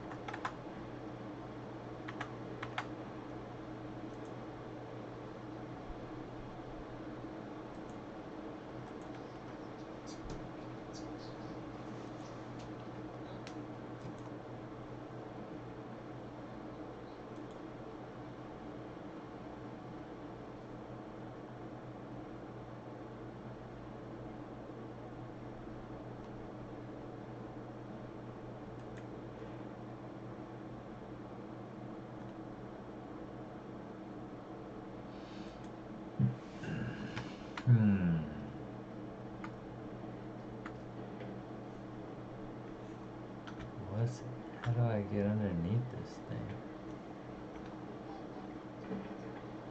Oh, well, I am in the castle. So there's gotta be a first floor up in this.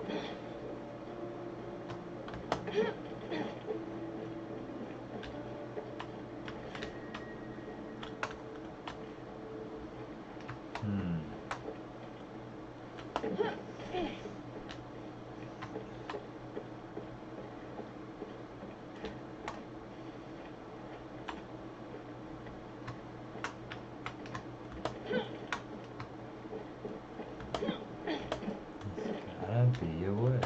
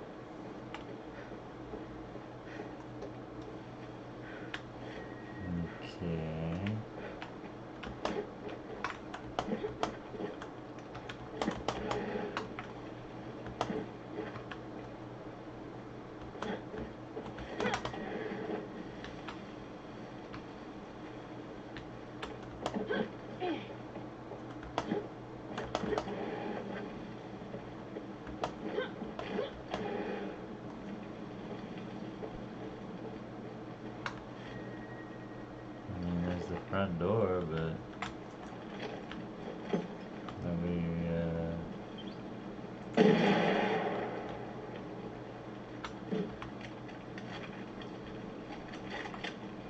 Dang, I thought it worked. How do you get that?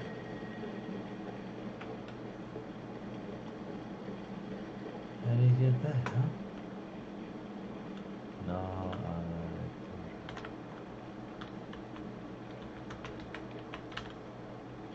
don't know. Seems kind of fishy that they would just put it under this sacrifice thing. You know what I mean? Under this chicken thing.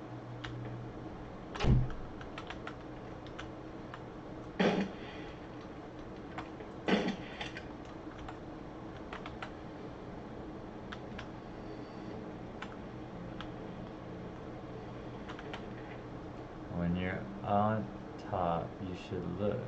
Look at the kelp forest waving softly in the current. They call to anyone, not just me. You'll see if you look at them long enough.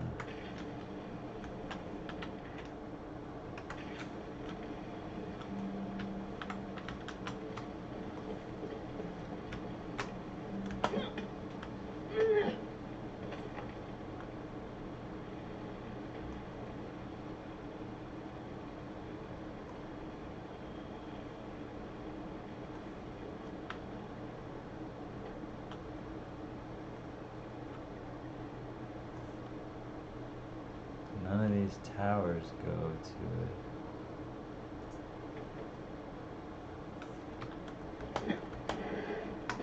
This doesn't go to it.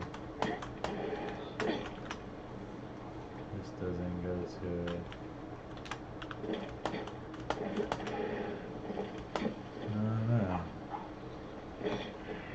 I don't know, eh? I don't know, eh? Don't think I'll be getting that one. Don't think I'll be getting that one, eh?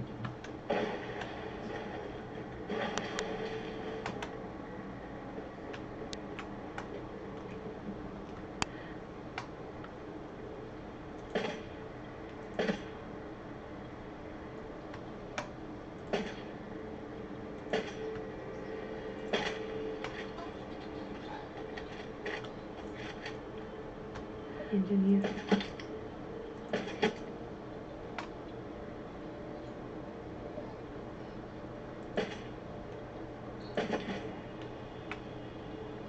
Adios, reinforcement.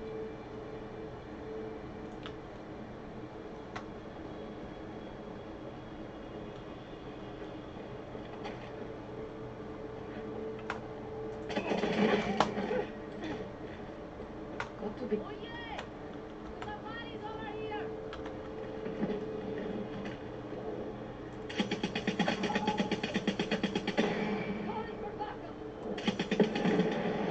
They're going for shit. They're going for shit! You ain't coming for shit.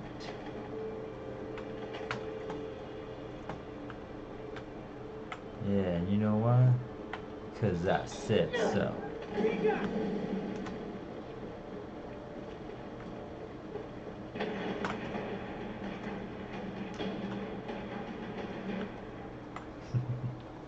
He's mine now.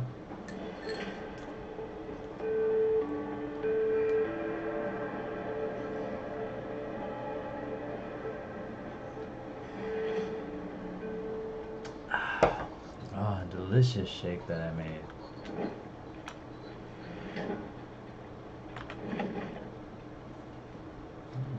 Pero looks like a fighter.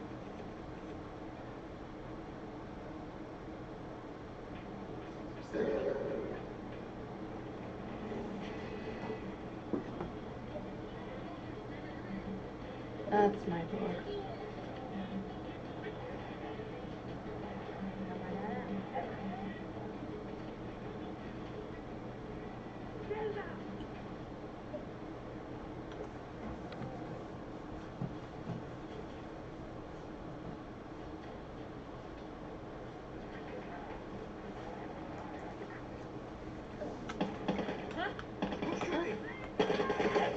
bro.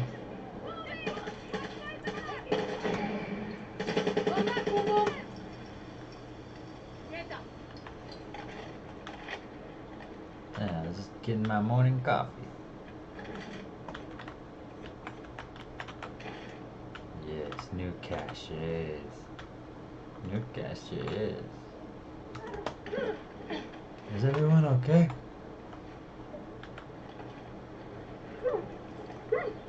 Good dog. Good dog.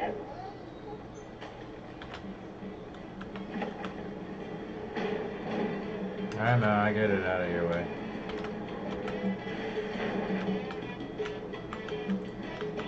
Hello, everybody. Welcome back to part 2, or at least the second part of our X-Royalty event. I had an amazing lunch. I hope you guys all had an amazing lunch as well. We've got some really exciting speakers. For the remainder of the day, we're going to have a Q&A section of today.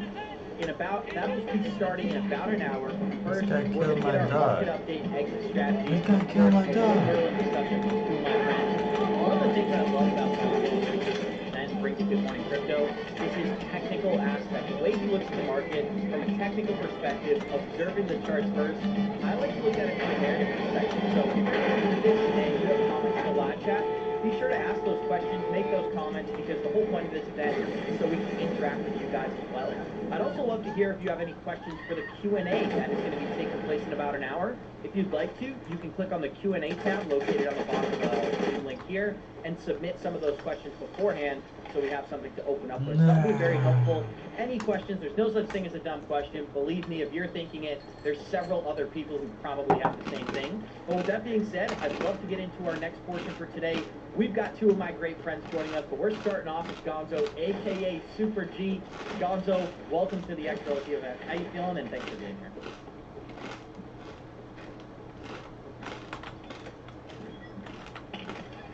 That was an awesome introduction. Thank you so much, Rabs. I really appreciate that. Yeah, so what I wanted to do today, instead of kind of doing our market update, which if you guys in the academy are kind of really used to that, is more than that, I wanted to give you kind of an overview, kind of like a 30,000 foot overview of the Bitcoin history chart, because you always get this question in the market that says, you know, is this time different? Or we hear this time is different. Now, I understand that, you know, we have the Bitcoin spot ETF, we have the Ethereum spot ETF. Just the other day, yesterday, they filed an application for the Solana spot ETF, and then today, R21, Kathy Woods kind of group, they are now filing for a Solana ETF. And in my opinion, and I'll let you guys make your own opinion as we look at the history of Bitcoin, is that there's always a narrative, there's always a story that we tell ourselves that kind of bring us up or bring it down. If you've been in the market for a very long time, we had Mt. Gox, right? We had Terra Luna going to zero. We had Three Arrows Capital, a huge $8 billion hedge fund that went to zero.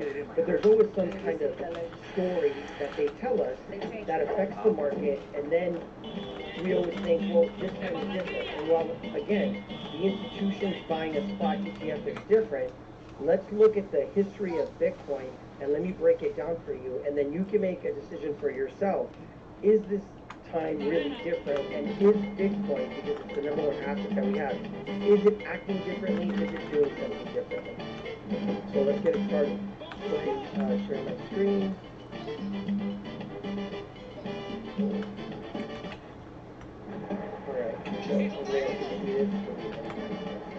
Okay, so this is the Bitcoin chart, right? This is the history at its inception point and then where we are here, right? When you see these vertical lines right here, these vertical lines are the Bitcoin halving. We've had 4 in the history of Bitcoin. So what I want to do is I'm going to go ahead and just zoom in on each cycle and we're going to break it down, right? A little bit, okay? So this is the first cycle that we had, right? Here's the first Bitcoin halving. This is a fib pool, it's just different colors from the all-time high to the all-time low. And this is how it usually breaks down. Usually below the yellow line, you're going to have your bear market, which is the first kind of structure that you see here. Then after we hit our bear market, what happens is we break out and then we build structure on top of that. It's the first step up, or what we call phase 1. Phase 1 builds structure on top of the bear market. You can clearly see it here. Then what happens is phase 1 and 2 happen between the yellow line and the blue line, right? Phase 2 is building structure on top of the price action of phase 1, right? Bear market, phase 1. Now we have phase 2, right?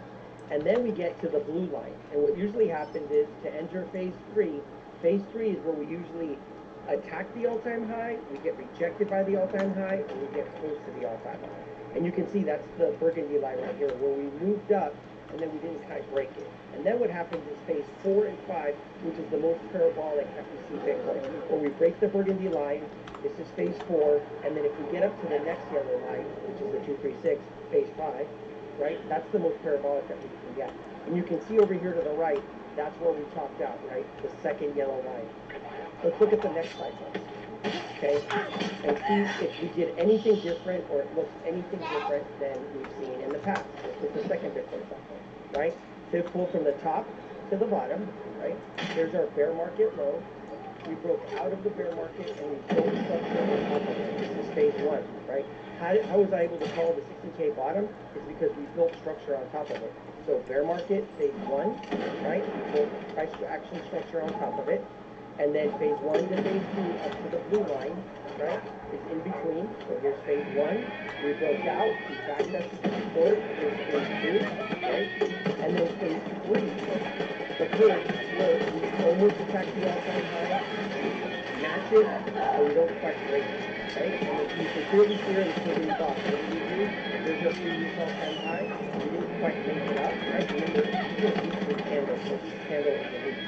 We came up, we got rejected, right? We came down, right? But we held structure, and then finally we broke out. We broke out into phase 4, right? Which takes us to the teal line, and then finally phase 5 is parabolic up to the 66. We didn't quite make it there, right? But we had phase 4 and phase 5. So now we have 2 cycles where we had a phase 4 and we had a phase 5, right? Okay, here's the last cycle that we just had. Oh, which no. COVID kind of threw a little kind of wrench in it, and it's just a little bit different, right? Here's our all-time high, our all-time low, our bear market structure that happens below the yellow line, right? Then we break out, and here's what's different about this cycle. I believe it's because COVID, where it kind of broke down. So phase 1 and phase 2, which usually happens between the yellow line and the blue line, happened all in one shot, right? It was one big range. I need So usually you get phase a 1 rocket and then into phase 2 launcher. up to the blue line. In this cycle, because of COVID, it all happened at the same time. But once we broke out of that range and we went to the burgundy line, which is phase 3, look what happened. We got rejected, or we didn't quite make it to the all-time high, right? Because that is the indicator of phase 3. That you almost make it to the all-time high, you tie the all-time high. Sometimes you might even make an all-time high and they get rejected. But overall, that's phase 3, and that's exactly what happened. And then, once you break the all-time high, Bitcoin goes its most parabolic, which is phase 4 and 5. In this cycle, you can clearly see what happened. We got rejected at the teal line, and so that's phase 4, but we never entered phase 5, right? So basically, in the first 2 cycles of Bitcoin, we had a phase 4 and 5, and then in the third cycle, which is the one that we're in now, we just had the phase 4. Enter our current market, right? Damn and it. this candle we made our all-time high, right? Here's our bear market low. This is the structure pattern that we built. This is the bear market below the yellow line. Then we broke out, we built the structure on top of it. This is how, once we built phase 1, this is how everyone falls at the bottom. Everyone sits at the bottom here. But here's phase 1. Clean structure. One by one. Right?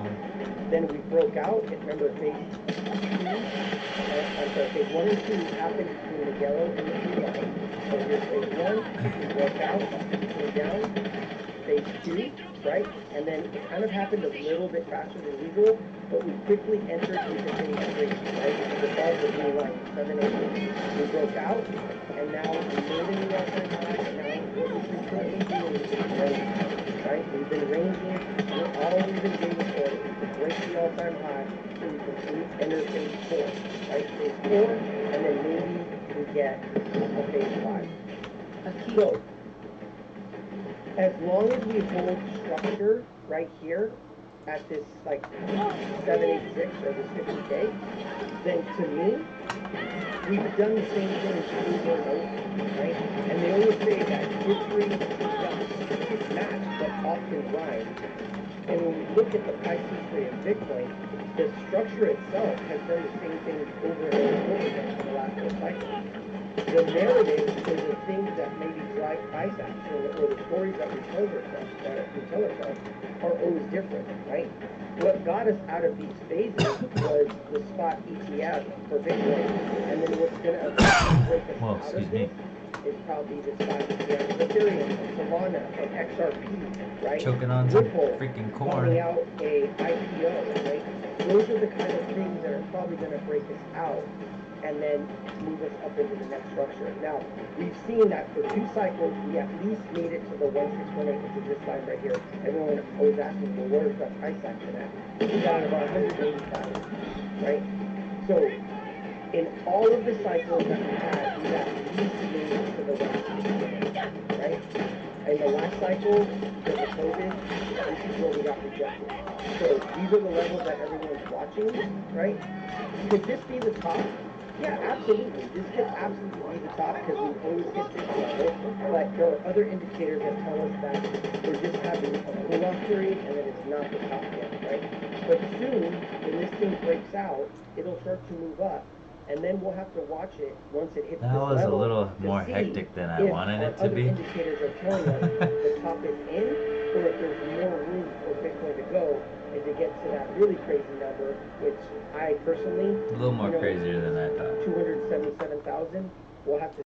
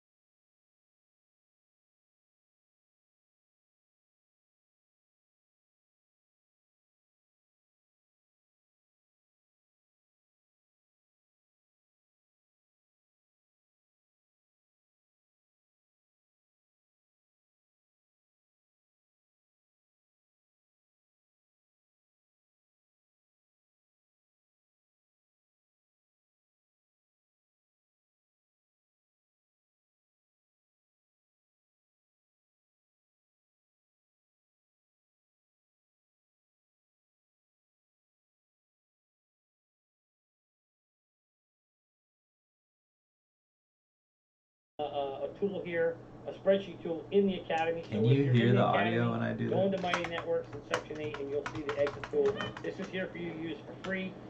It is a manual thing. You have to manually operate it. It is basically the foundation of what now is known to many of you. You might have heard of Merlin, the smart way to track your crypto. That's the crypto tracker, and it all started from this concept of this spreadsheet right here that many of you use. So, now, the biggest question I get asked all the time is, how do I create an exit strategy? And there's really two key ways. There's many ways to do it, but I'm going to show you two. One, if you just want to have a simple strategy so you have something, is just start off with very quickly a percent plan. Saying, hey, every 10%, every 20% that it goes up, I like this gun. here's an example of a 25% plan. So, if you bought something at $1, every time it goes 25%, you can sell, and you can see that you can create an exit plan that at least helps you get your money out. Another exit plan, my favorite one, is the Fibonacci tool. You'll hear Gonzo talk about it all the time. The Fibonacci tool, which is it's in TradingView. It has a free feature for it. You can basically use this tool to help set up and project what the price action of this chart could occur based on what we call swing high to swing lows. Where basically you go back and you look at, if we're currently here today, you go look at the previous high all the way down to the current low. And we call this swing high to swing low. You swing it, you use the tool, you swing from high to low, and this is going to then give you this chart, this projected, these bars. And these bars, each one of these represent a key level of where the price action may go. Okay? They're usually pretty, not all of them are going to get hit, but it's pretty accurate. At least the 0.618, the 168 typically happen quite often. The 268, 368, and 436 tend to happen from time to time during bull runs. So we use these targets here as our exit strategy. We can basically take these projections, and we see here the 0.68 is 50 cents, the 168 is $1.03, the 268 is $1.56, so on and so forth. We take those and we plug them now into our spreadsheet here, okay?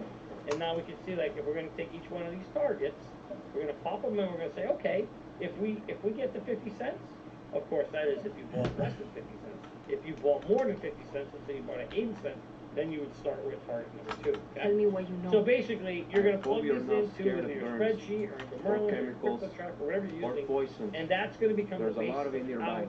you start You to feel the exit burn this in your thing chest on when you the breathe? way up. That's the Because smell remember, of one of I showed you the chart earlier. We don't know where the top is. But if we start selling on the way up, we're guaranteed to take some profits and not lose all our money on the way back down. Okay, so let's take a look at this real world example. As we see here,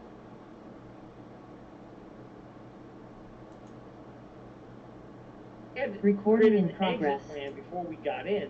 Let's take a look at now those charts I just showed you, those exit targets. Let's take a look at where they would be. So, as you can see here, by the way, this chart right here is a real world chart. This chart is the example. Looks pretty familiar, huh? No surprise. Well, guess what? You may kind of notice this chart because this is the XRP chart. So you can see that this is very, very close to the way these guys play the game.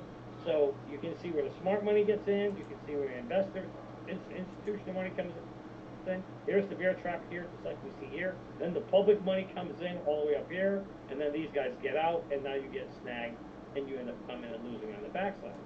But if we implemented that exit strategy that I just showed you, how to create those targets, take a look at what would have happened if you had sold. Now you would have plotted, we would have had these 5 targets right here, okay?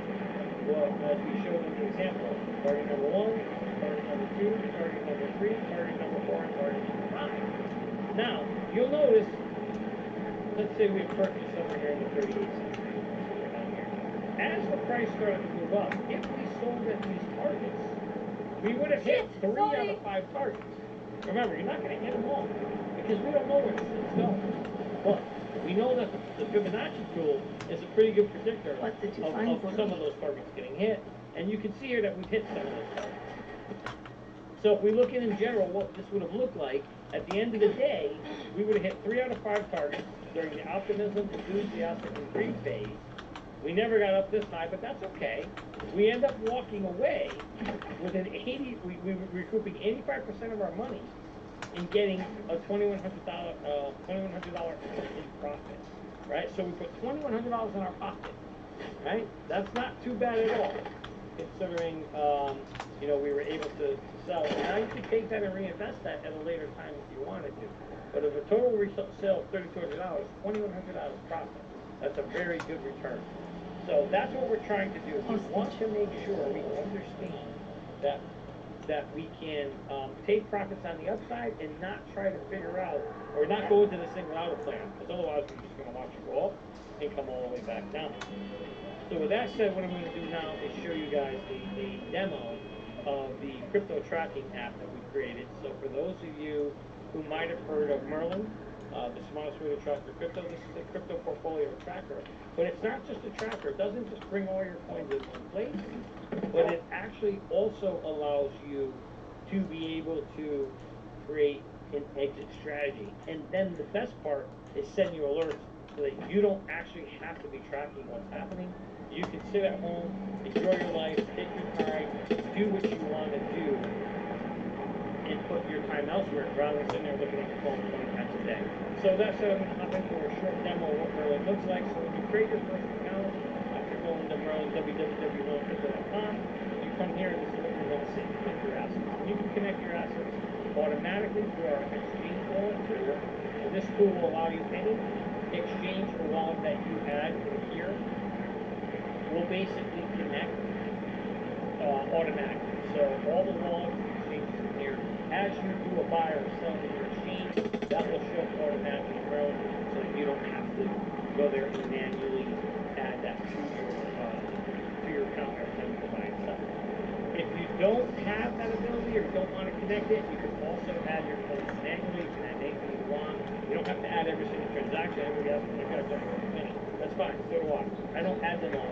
I just do one. So if I have 5 transactions and I bought maybe XRP 5 times, I'm just going to put the one transaction total amount with my average price and the original date that I bought, maybe my first purchase or my last one, up to you. Save it, and then boom, it automatically shows up in Merlin. And then you go to the assets page here, and I've already pre-populated this. This is a demo account, so please don't try to hack me. This is not real. But this just gives you an example of you being able to show all your coins in one place. Here you can see instantly at a glance. I don't have to no longer worry about where my stuff is. I don't have to worry what it's doing. I can see all my coins, total prices in one place. I can see what it's doing today. I can see what it's done since inception. How much am I up on my total portfolio? I can actually see my holdings in the form of percent or in the form of dollars, whichever you prefer. You can change it, and now you can see it shows me the actual dollar amount. And more importantly here, this is my favorite part. I can actually see today what my largest gain or loser is, just by simply clicking and sorting on the column. And I can see what my largest total gain or loser is over the entire life of my purchases. So in a nutshell, that kind of gives you an idea of what your portfolio is doing. What's really cool is if you then click on, let's say any one of these coins, it'll show you a further breakout of where your coins are actually located. So this is really cool. Most of us have our coins in multiple spots, and it's really tricky to know, where the heck are they all? Well, Merlin will show you. So you can see here in this case, it's showing that I've got my XRP in 5 different locations, and not only can I see those different locations and how they're fragmented, I can also see the amount that I have at each location, what the average price is in each one of those, and what the total summation is. And the best part of all is my exit plan. So as you can see here, I've created an exit plan, and in the creation of that exit plan, it shows me what my total coins is. I've created a 35% sell plan and a 65% hold plan. Very simple to do. Basically, you just come into the exit tool, and in here you can tell Merlin what you want it to be. You can make this anything you want. You can make it a 50% plan. You can make it a 40% plan, whatever you prefer, and it will automatically calculate it for you. And then in here you enter in the percent that you want to sell and the price targets of each price point. And when you save that, and for the sake of the fact that I'm running out of time, I'm not going to go through one of these, but I'm going to show you the result, and that's what you see here. This result shows me that this exit plan has got 5 different targets. At each target, it shows how many coins I need to sell. It's going to show me the total proceeds that I'm going to get from that sale, and in green, I'm going to see the profit.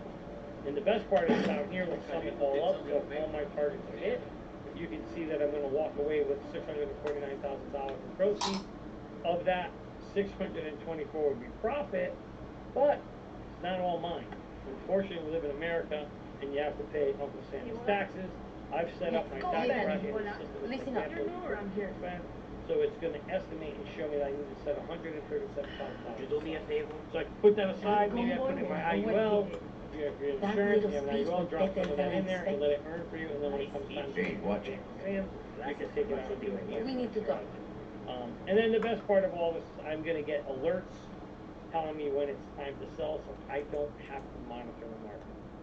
So, at the end of the day, I hope this gives you a little bit of an overview of how to play this game, how to understand the market, knowing how you are a target, understand that you are an ex-liquidity person they're super to fans the of elites, me. that you are no longer after They were today. part of my You now fan know how to club play when I this was game, on the and we've national. given you the best tool in the They world tipped to us play the off to game. this That's special Merlin. So combo go that there, always rolls through shout fast. www.merlincrypto.com. We You get put a free together a 30-day smash and trial. grab attack. Everybody And gets I to told play my with it for super free fans 30 days. to No sit tight excuses. until Put they a hear credit the card in. word. You can cancel nuts. right in the app. And here's the best part. Nobody knows what this fancy combo We're not a is custody carrying, wallet. but we know We it's don't valuable. custody your keys or your Benitez phone. None always of that. slams it We're with just a crazy read-only app. security. So I hope that helps Don't you know guys about you, get a but better I feel of how to fucking play love this hearing market. combos. Good luck, happy hunting in the next crypto bull run. I'm excited because it's just around the corner. If you don't have this tool, you're going in it blind.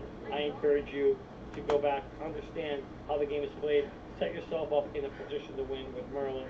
And with that said, my friends, as Coach always likes to say, Warriors, my name's Johnny Crypto with a K, and I'm wishing you guys all a great day. That's my dog.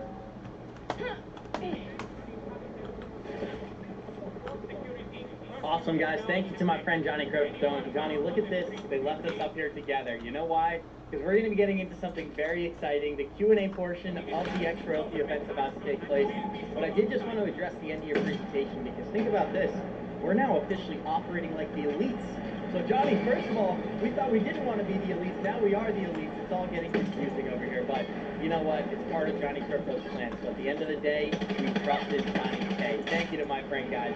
And I want to encourage everybody here who could, please ask any questions, any topics that you'd like for us to discuss. Throw them in the live chat or click on the Q&A portion of the Zoom link down below. But with that being said, we're going to bring up everybody from Gonzo to Coach JV, Jackie, Jeremy, the list goes on and on. So we got Coach JV already here. Coach JV. Hey. Let's start off with you because I was just introducing everybody. I'm going to wait for a couple of questions to get into the live chat, but while that takes place, what do you think of the speaker so far and how you doing? Oh, just absolutely amazing. It's so cool to see, like Jack was saying, it's our second annual, and it's just growing, expanding, and just the consciousness. It's really neat too. It's very humbling to see how amazing it is to link up with other like-minded individuals to expand consciousness versus repeat it. And just the group right here, I've learned so much. I mean, many of my mentors are here, and whether it's cryptocurrency, whether it's spirituality, my best friends are here. So it's just awesome, and I'm just it's just I was saying this in the room in the other room, our back office, or whatever the backstage in our green room. But I was talking about, I was like, man, I wish I could have done that. I'm not trying to get out of being president, but put the little thing and be a part of 2025 and see how far we are. So it's been pretty cool to be through this. I just want to say thank you to everybody who's watching. Thank you for all those who invest in X-Royalty, and I'm just excited to expand consciousness with you guys. And it's amazing how, I mean, you said this backstage as well, maybe, where you said it all started as an idea. All of these things just started concepts, conversations, and now we've seen so many amazing things come to fruition. So it really does just go to speak to the power of the word, power of like-minded individuals. Jack, I'd also love to give you a chance to just say hello and kind of kick us off here. What is your reaction and what's stuck out to you during this match? Yeah, it's pretty surreal. Just like JD said, just starting off, gosh, it was over 3 years ago, that we talked about something like this. And to be honest, like, we didn't know the details or anything like that. And that's the thing that kind of keeps coming to mind whenever it's, whenever you're talking about ideas or what you want to do next. You don't have to know the details, just putting it out into the universe, because we really are that powerful. And that's what I appreciate so much about X-Royalty and about our community and the message that Coach Davey started off with, right? That we attracted to was just that. Like, we are such divine individuals, and gosh, we just don't even realize the power that we have. And so that is truly one of the you know, the biggest goal-reaching parts of this project is just to, help millions just to rediscover, remind, and remember that aspect about themselves. I really appreciate that this is the field, and this is the community, these are the people that we all live with, and so it really is amazing. I do want to thank the other communities that came in with us, Psycosmos, Matt with Psycosmos, Quincy with XTC, and then we also have Echo. I don't know, I firmly, ever since, kind of learning astrology from that, and kind of just looking in from the macrocosm to the microcosm, right, it's just so eye-opening to see how all of these things interconnect, and to see where we're going, and just how we're going to get there. It's not all for one, it's one for all, and it is just walking arm in arm with other communities, expanding consciousness. So I'm super appreciative of the communities that joined us today, and I'm just excited to continue to create and build with all of you guys. That's amazing, Jackie, and I think that's the resounding message for me as well, is that I feel so grateful that we have a community that we know, we like, we trust, we know that we're open here, we can share what we're honestly thinking, we don't have to put up these filters.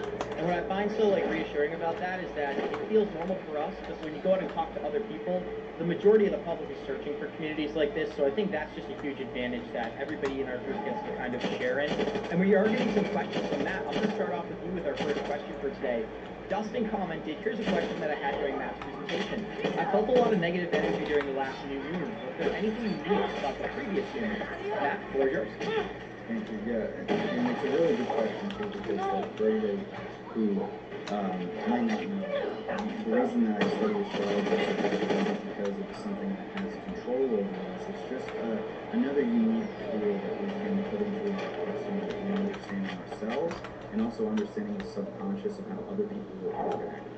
There's been a lot of ties to the stock market, crypto market, in association with different planetary movements. I know there have been tons of points and opportunities where something will happen in the crypto sphere, the SEC will do something XRP related, Ethereum related, Bitcoin related, and it will have some kind of an astrological significance either on that day or around that time. So it's a really good question from Dustin. As far as there's a lot of interpersonal things that are kind of going on right now in the stratosphere. Everybody always is going through a different period compared to everybody else around them. Sometimes energies align and they can impact people on the societal level. I would say that in these last cycles, there's a lot of inner secrets and internal healing that has to kind of come about. And this is going to be astrologically speaking, it's going to be from now until about next May.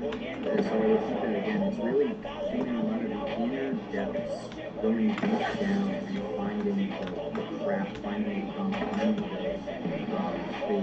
the secrets or the information. I think there's going to be a lot of that coming out over the next 11 months or so, especially as we're moving into probably that next June.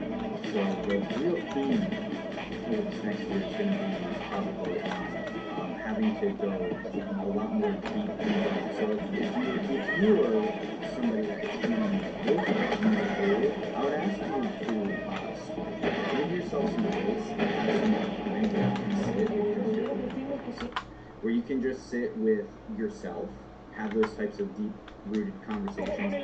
Yes, right now we're going through what's called the double full moon period. It was a full moon in Capricorn this past weekend. On Saturday, there will be another full moon in Capricorn this month. That's not a very common thing. So the theme between now and probably mid-August is for pretty much everybody is going to be finding things that you can no longer focus, things that no longer serve you, things that you can put to death, so to speak, in your life. It could be that job that you don't like, maybe finally beginning the new cycle, starting a new business. It could be maybe something having to do with people that are in your life, or maybe it is your own personal habits that are happening lately. So that's basically what I would say is discover the things that are internal, find your own paradigm of how you're experiencing life right now. And if you're seeing things that you want to certain or things that you want to change, this is a really good time that you can find that semblance of your own mental or psychological or spiritual essence Definitely, Matt, and I appreciate that. I want to get into some other questions, guys, so thank you so much for participating, and I want to encourage people not to be shy. There's no such thing as a stupid question. Johnny Crypto, you know that, you taught me that. No stupid questions in the chat, guys, so please continue to bring those questions in so we can discuss them here. I'd like to get this one from the Q&A portion of the chat. Gonzo, I'd love to start with you on this. It says, use your knowledge and charts to describe exactly what is happening in the crypto market right now, this very second, so it might help us mere mortals connect the dots. Well, David, we are all mere mortals in this room, so I'd love to start with Gonzo, and I can speak to, I think Mario, Johnny, JV, everybody can kind of speak to it, but Gonzo, I'd love to start with you. What's your reaction? Yeah, like overall, what I believe drives the crypto market is global trading. I think Raul Paul talks a lot about this. He calls it the everything code. And it really just all starts back in 2008 when they kind of had that debt jubilee, where they started to manipulate these interest rates and started remonetizing the debt. And so that kicked off a cycle. Whether you call it the business cycle, the election cycle, the Bitcoin halving cycle, or the global liquidity cycle, I think it's all of the same thing. And so within the 4-year cycle, we see this thing where Bitcoin, because it's the less risky asset, sucks up all the liquidity and then expands and goes up in price. And then everyone chases alt season, right? But really, true alt season, when our altcoins go parabolic, is a very small time frame when you're talking about that kind of 4-year, 3.5-year cycle. And so what happens is people experience alt season and then they spend the rest of the time chasing it, and content creators keep calling it out every few months because of something called Bitcoin dominance coming down. But overall, where I think we're at is we're getting close, right? We're getting to a phase where Bitcoin will lead the market, but what will happen is, and I think it'll coincide with the Fed cutting interest rates, it'll be a risk-on signal. And so what will happen is a lot of people, as Bitcoin gets close to its all-time high, people will take some of that money or that liquidity and put it into riskier assets, which is altcoins. And then you'll see what true alt season, which will probably just last a few months. Now, they're going to tell us that, oh, we have the Solana spot ETF, we now have an XRP spot ETF, or whatever the narrative is, and people will get trapped, right? Because they will believe, like Johnny was talking a little bit about this, that we're going to keep going up. And the facts of it is that nothing goes up forever, right? I don't care how good of an asset it is, nothing goes up. I thought this day would never come. We need to piece up that we've ever seen, and you can see that it still has 80% drawdown. So where we are in the cycle, we're closer to the end than the beginning, but alt season is still to come. So hopefully that kind of answers your question. JB, I'd love to go to you because I remember in your video this morning you talked about it from more of a macro standpoint, how the collapse of the U.S. dollar actually is factoring into blockchain adoption, and all these narratives kind of connect on some level. So I'd love to give you the floor. Yeah, so that's why I love this team. I couldn't go to Gonzo and you guys for my crypto expertise, and I'm the macro or microeconomic spirituality. When we study history, we can predict the future, what's happening. In the presidential debate last night, number one factor is a little bit early for some reason, right? So that factors in what's going to happen in the next 4 months, and I think we can all agree in this whole group and everything that everything seems to have logical circuit planned out step by step, right? So that could be a signal of BlackRock, the largest asset manager in the world, for some reason had some insight to what was going to happen in 2024. BRICS had some insight of what's happening within America, and so when BlackRock initiated the Bitcoin ETF, after saying that cryptocurrency is used for money laundering, switching, saying it's a flight to safety, then we come into the presidential election, the number one most dominant currency in the world, most dominant country in the world, having our presidential debates early, we have this crazy presidential election going on. So the good news about this, what I said, is if you pull yourself through a 30,000-foot overview, as Gonzo talked about as well, with them lowering interest rates, presidential election, America has a black eye right now. We are not looking favorable. So think about that. So if you pull yourself up and you put yourself in their shoes, the other countries, every time we move our interest rates, we're dominating their currency. So if you're sitting over there and you're in charge of manipulating how my money works, I'm going to start to flight to quality, right? I'm going to start dumping treasury bonds, and if they start dumping these treasury bonds back on America, we're going to go into hyperinflation. So this is great news for us as investors, which is not good news for the future of our country. But as Emil presents, as we're looking at those that here on the back end, the rate value is changing the border, which I'm obsessively speaking over and over. I don't think that America is just something else. It's too powerful, it's too big, we're the most innovative country, we're the greatest country in the world. But we are going to see a transition that they can't stop. And I think that's what's happening right now. And we're a small percentage of the population of 8 billion people worldwide, 300 million in America, that have gotten access to this new innovative technology. And so for me, it's kind of like riding a bull the last 8 seconds. We're going to hold on as tight as you can, right? You know, pick some winners and losers. There's going to be some losers in the game, right? But I really feel like we've done so much research and we spent so much time going into this. When we win, we're going to win really, really big. So last night when I watched that, I watched it from a 30,000 foot overview. I don't think mean anything to you? Yeah, Trump may have won the debate, but America lost last night. Just being honest. If you're looking at a UFC fight or a boxing match, America got knocked out last night. And so now here we go. So now this is the reason why these asset managers are moving into this flight to quality, this flight to safety. They know where we're heading. And so I think everybody in this room can be excited that we've done the work, that we've put the work in. And now from a micro level, we just have to stay out of, like Franz teaches that, and you guys will teach us that emotions, right? So what do they say? JP Morgan, billionaires use astrology, millionaires use charts. So you got to get out of the charts, up into the stars, and understand you are a superstar and just hold on for the ride. So I think it's a really good thing, not for America, but I think it's good for our future because we are going into the age of Aquarius, as I'll tell you, it's going to be the greatest time in human history. So for those Mario, oh, sorry. It's just saying for those who prepared. Right, and it's undeniable, and I think everybody kind of agrees on it after last night. We need change. I think that seems to be consensus right now. But Mario, getting back to the question, just to kind of close it out, I think people would really appreciate your opinion as well. The original question is, using your knowledge in charts, describe where you see us right now from a crypto market perspective. You entered this market back in 2017, so this will be your third crypto cycle. Maybe you can compare it more from Mike's perspective. Where do you see us in that current market cycle from a full market perspective? I think we're still far from the euphoric moment. We've certainly had a lot of moments that felt like euphoria, but I think those moments that felt like euphoria were for the people that have been here throughout the bear market. You know, if you accumulated a lot of these projects throughout the bear market and you experienced those exponential gains in the first 3 months of this year, it's going to feel euphoric. It's going to feel exciting. But if we stop to compare the cycle, and Gonzo does an extremely good job at this, we're still far from getting to the top, right? And I know that Gonzo is going to call top. He's already said it. What's that remind so you of? I'm looking forward to that. But yes, it's my third cycle. But the interesting thing is, it's actually my first full cycle. So I entered the crypto market late 2017. So I experienced the last 2 months of complete euphoria. Then I stepped away from the market. It wasn't until I found a bearded guy on TikTok in late 2020 that I got back into the crypto market. So I experienced the after halving effect, right? So that last year of a bull run. Now this is the first time that I've transitioned through an entire bear market into a bull market. So I think that we are still a little bit away. At least the sentiment still isn't there. Now, as we all know, things can change very quickly.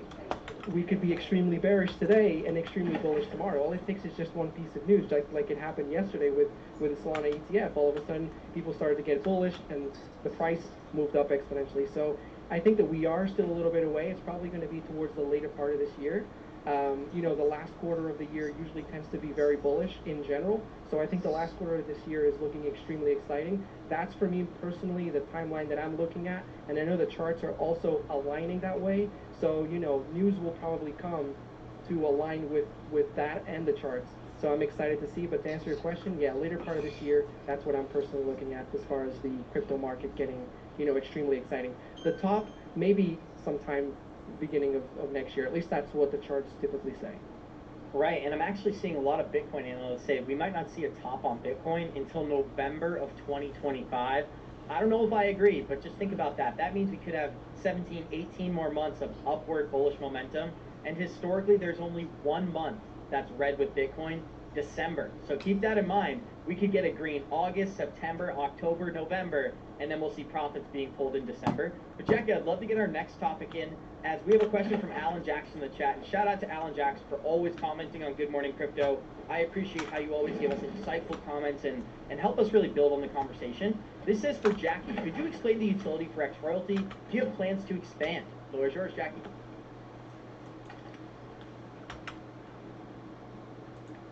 Jackie.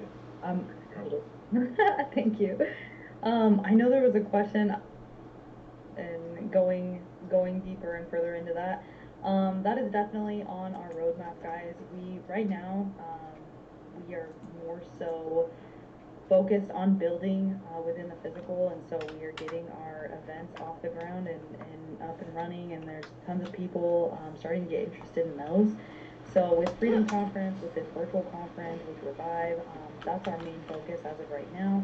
Going into the metaverse, as that starts to play a bigger role, even on the macrocosm, where everyone's kind of getting into that, buying Oculuses and you know, more so staying at home and joining different spaces through those types of things. We have definitely planned for that, because we do plan on being on the front wave of that as well. And so a lot of the events that you are starting to see in person, it is just expanding our message further. And so definitely using Oculus, using metaverse and things like that will help us get to that point, just because, you know, being in these events and listening to the message in person, in the physical, is difficult if you live, you know, in countries halfway around the world, Philippines, things like that. And so you know, it would be awesome just to put on your VR headset and you know, be able to attend Revive, right? Be able to be there, like at the fire ceremonies, or experience meditation in a sense where you're just sitting there with your headset, but you can see everyone else around you and see the beauty of where everyone else is at, and it's like you're there. And so that's already an aim that we've been planning for a really long time. It's just, you know, step-by-step process of how it's coming about. So I love that. That's awesome, Jackie. And JV, I think this one would be perfect for you. So this is a comment from Miro. I want to give a shout out to our friend Miro. He says this: here for the motivation, inspiration, and positive vibes, a reminder of the importance of community. And this is going to be a booster shot to get me through to Revive. So I just thought that'd be a great time to get a quick comment from JV, and then we'll continue answering the question. Yeah, so it's a question more around motivation, inspiration? Just like, yeah, there wasn't a question there. I just thought it was a really great comment, and I love Miro. So shout out to Miro. Thank you for always like listening to us, and I always look forward to seeing Miro at the events too. Yeah, what I'll share is, you know, it's so interesting, the energy. Cannot make this up. People can verify this. May was one of them. We're just talking about our and our Gentrific program. So, Miro is a representation of somebody who embodies physical. So one thing I'll share with you guys is motivation is free. Motivation is bullshit, right? You can get motivated by a video. You can get motivated by a documentary. But discipline and consistency is what wins the game 100% of the time. And that's what Miro represents, is discipline and consistency. I think he's been through the challenge. I gotta believe it. Every time she goes through so much challenge, because the guy is in the challenge every single day. He's commenting every single day. And so for anybody out there that's kind of, you know, we re-engaged the 120 challenge with the community, right? Because I saw a lot of people losing steam, losing faith. So what happens is, during these times, is we get so caught up on the end result, right? Bitcoin going to 180,000, XR going to 589, and we're looking for this end result, but the actual joy is in the journey. Because when you get to the end result, Jeremy was just talking about this yesterday with our Gen Shifters, it's not what you think it's going to be. It never, ever is. You get to financial freedom, you still got the same person you're looking in the mirror every single day. You might be able to just pay your bills a little bit easier, but the person you have to look in the mirror every single day is you. heading your way with the And what cash. gets you to the goal is discipline and consistency done for a long enough period of time to access that new level of frequency. When you get to the new level of frequency, the beauty that we found out is that there is no end to the game. There is no end to the game. Okay, so the bull market's over in 2026. Everything comes collapsing down. What's next? What's next is you becoming present and knowing that all things have always been and always will be, and all the things you want to create are right here for you. And so I'll leave you with this, you know, as Miro was talking about, you know, motivation is fleeting. It truly, truly is. You're going to get these, that's what's exciting about crypto, and I do want to give respect to the crypto industry around this. It gave us a hope. It gave us something to focus on. right? But we have to develop that hope inside of ourselves and know that all things are already finished. They're already done. They're already here. Now, it's easier said than done. That's the human experience. As May was talking to our Gen sisters yesterday, it's about the suffering, right? Our soul comes here, and I'm going to talk a lot about that in my speech this afternoon. Our soul comes here to heal. That's what we're here to do. Why would we be in a physical body? Why would we get a conscious mind? Think about that for just a moment. If not, we would just be a dog or a cat just being instinctual walking around, but we got this beautiful conscious mind that is designed to think, to walk, to talk, to get motivated, to get excited, to have discipline and consistency. So as we started this conversation earlier this morning, it's not about waiting for a Savior. It's not waiting for November 4th. It's knowing today all things are possible right now within this moment. So my encouragement to everybody is become a master of being disciplined, because that's what a disciple is. All of us are disciples of something. Everything you see within your physical reality proves what you're a disciple of. So get disciplined on the things that you want in your life and become undisciplined on the things that you don't want. Sorry, JV, as many times as I've missed the mute button, I just did it once again. But that was amazing, guys. Maybe a moment of silence just to drop the mic. Jeremy, I want to move on to our next question because that was so perfect. This person, Hillbilly Deluxe, commented, I remember that awesome video like a year ago you guys did of the Academy in the Metaverse. Jeremy, can you update us on that topic? Yep, so it kind of goes in line with some of the things that Jackie was just saying, that we are really focused on building out the link between the virtual or the NFTs and then the physical events. And so we wanted to take some time to get really good at that part of it, along with the community that's being developed inside of Discord with the NFT. So we have met with developers to do two things. One, to kind of lay out a strategy here, probably coming into the end of this year and the next year, for the gaming design part of it. And then eventually we will continue to move into that metaverse piece. We just felt that at the way that which we were going, and then we separated from the company that was helping us specifically with that part of it, that we would kind of refocus on this part because we saw this need inside of our community for that, I guess, community in-person piece of it, and we wanted to give the people that were part of the NFT project the opportunity to have more of that connectedness. But yes, but we are going to continue to work towards things of that nature. Maybe not exactly how you saw it from that video, but in essence of that, there was something I was talking about with Jackie earlier today, just on how we can maybe do this virtual conference even different next year that's somehow linked inside of that the metaverse already. So that is still coming, but just keep with us because we're continuing to improve it and make it better every single month and every single day, because Jackie, this is Jackie's project. She holds it near to her heart, and she will make sure that we continue to move forward with the X Royalty project because it's also important to us. Absolutely, Jeremy, and this is another great question we got from our friend Alan Jackson. Alan, once again, leading the live chat. We appreciate it, guys. So if you have any questions or comments, throw them in the live chat. That's the reason that we're here. We'd love to hear from all of you. Alan said, is the Reviver Chief full, or is there still space? I know the answer, but Jackie, I'm going to defer to you. Is there still any spots left at Revive? Yes, we have just a couple spots left, guys. And we do have some rooms for couples as well. And so if you have someone, a friend or spouse, loved one, anything like that, sibling, anything like that, there is the ability to bring them. Great. I mean, the place that we go to, guys, is absolutely incredible. Like, I don't think that pictures or anything can do it justice. I know you guys have seen some things online, but it is completely off-grid. It's honestly, I want to say it's like 15, 20 miles, like out in the forest, in Heber, Arizona, and that's my stomping ground. So it brings a lot of like nostalgia to me when we go out there. And it's just the ground, the way they tend it out in the middle of the forest is phenomenal.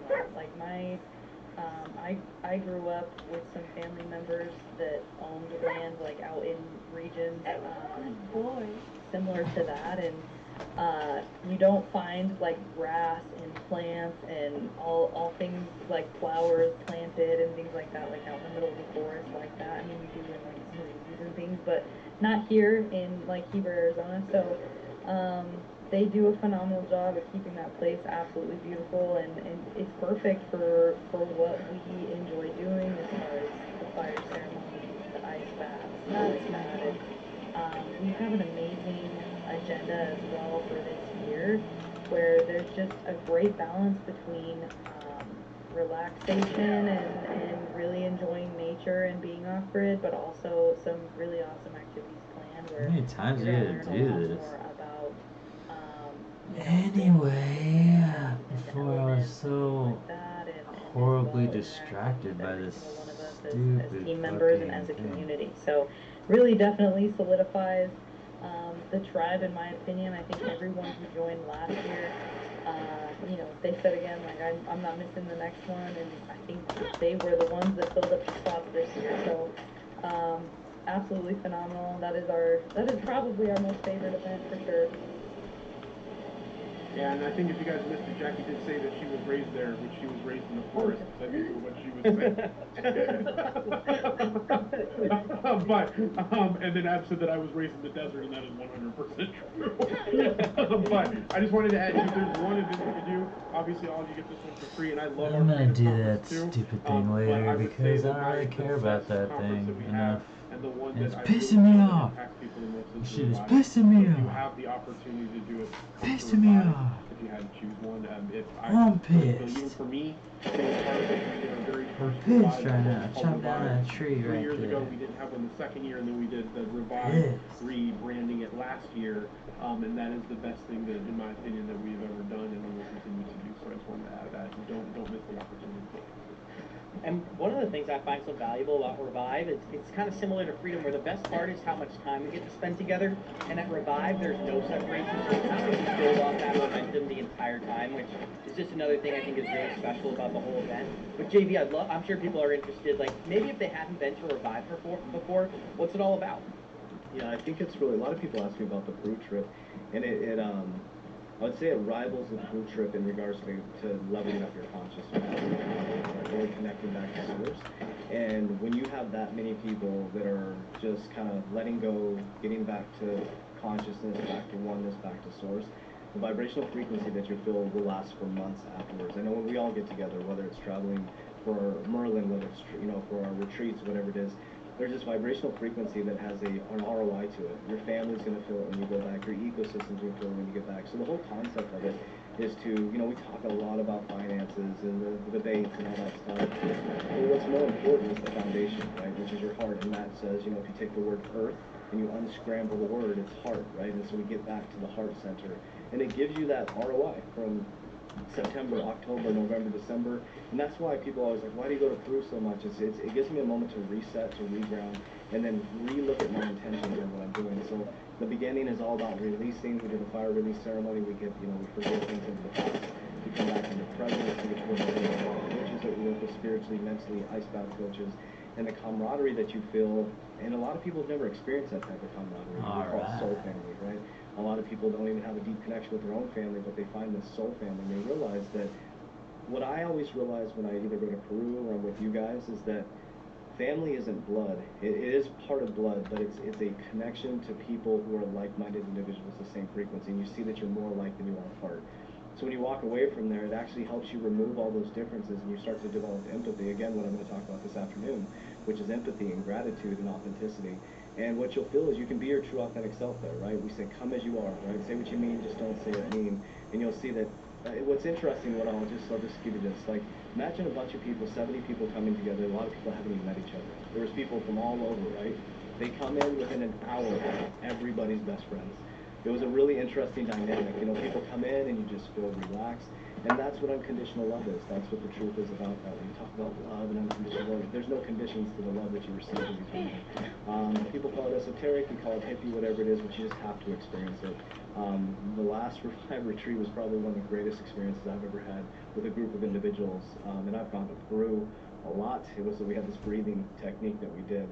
And that was a pretty special experience that people, and then also they got the what is it called? The Pure Fix, so don't worry about that, so. Which is the next question we had in the chat. Oh, they did get the Pure Fix, and they reached out and said, yeah. I got the Pure Fix. We had a Pure Fix. It was actually talk about a freaking high frequency group, right?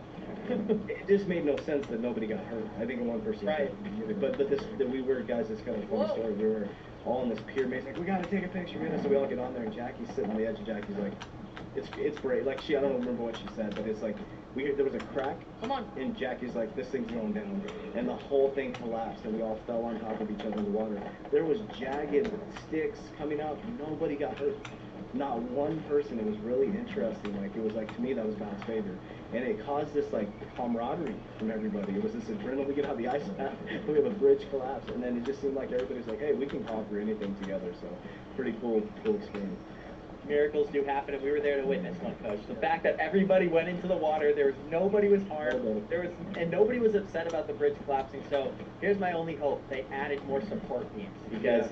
The media team did their job. They just kept taking pictures. They didn't help us at all. I saw something great. They go, a friend will help you, but a best friend will stand there and laugh. So maybe that's what the media team was doing that day. But I just want to say thank you to everybody. Mario, I did want to go back to you for a quick question that we had way earlier in the chat. It said, Mario, for someone going through their first crypto market, your crypto cycle, what would you give them as general advice? That's a pretty simple question. What are your thoughts there? It's simple, yeah, really, really important question. So one of the biggest lessons that I bring with me into this next cycle and into the future in general is to not get greedy when you have a lot of profits on the table. And so what I mean with that, for me personally, I'll share a little bit of the story of what happened with me last cycle. I did extremely well with my exit strategy. We had developed that spreadsheet, which now we have Merlin, so it's massive upgrade, but at the time it was a spreadsheet. And I developed my exit strategy, and as the targets hit, I was very strict with it, and I actually executed on those exit targets. Now the mistake that I did was roll all of those profits, all of that money back into the market because it felt like there were great opportunities. And when you're in a bull run, there's always going to feel like there's amazing opportunities in a lot of different places. And, in specifically crypto, there's all these different narratives.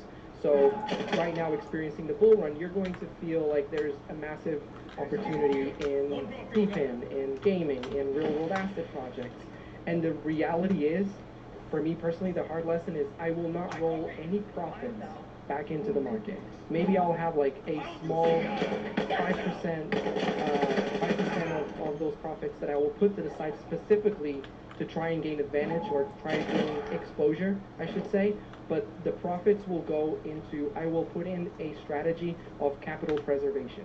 So I am going to be doing the best that I can to put that money to the side and create, as Jeremy just put on the side, preservation of wealth.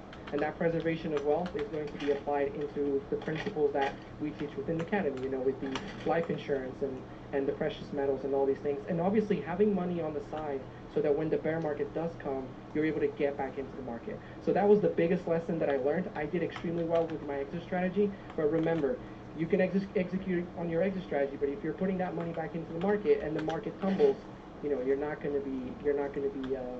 still going to be exposed to that. So preservation of capital is the biggest thing that I would say. Thank you, Mario. And Gonzo, I'd like to get your thoughts from JV and whoever else would like to comment on this topic, but I think what we went through over the last week kind of shows exactly how the market works on a macro standpoint as well. Earlier this week, altcoins were down, Bitcoin was dipping in price, and everybody was overly negative. Are we heading into another bear market? At least if you were watching crypto Twitter, in literally the span of 24 hours, we got positive news for Solana, and the sentiment did a complete 180. So I think when the market is down, they feed you negativity, and when the market is overvalued, they feed you positivity. That's something to really keep in mind when you can monitor where we are during this cycle.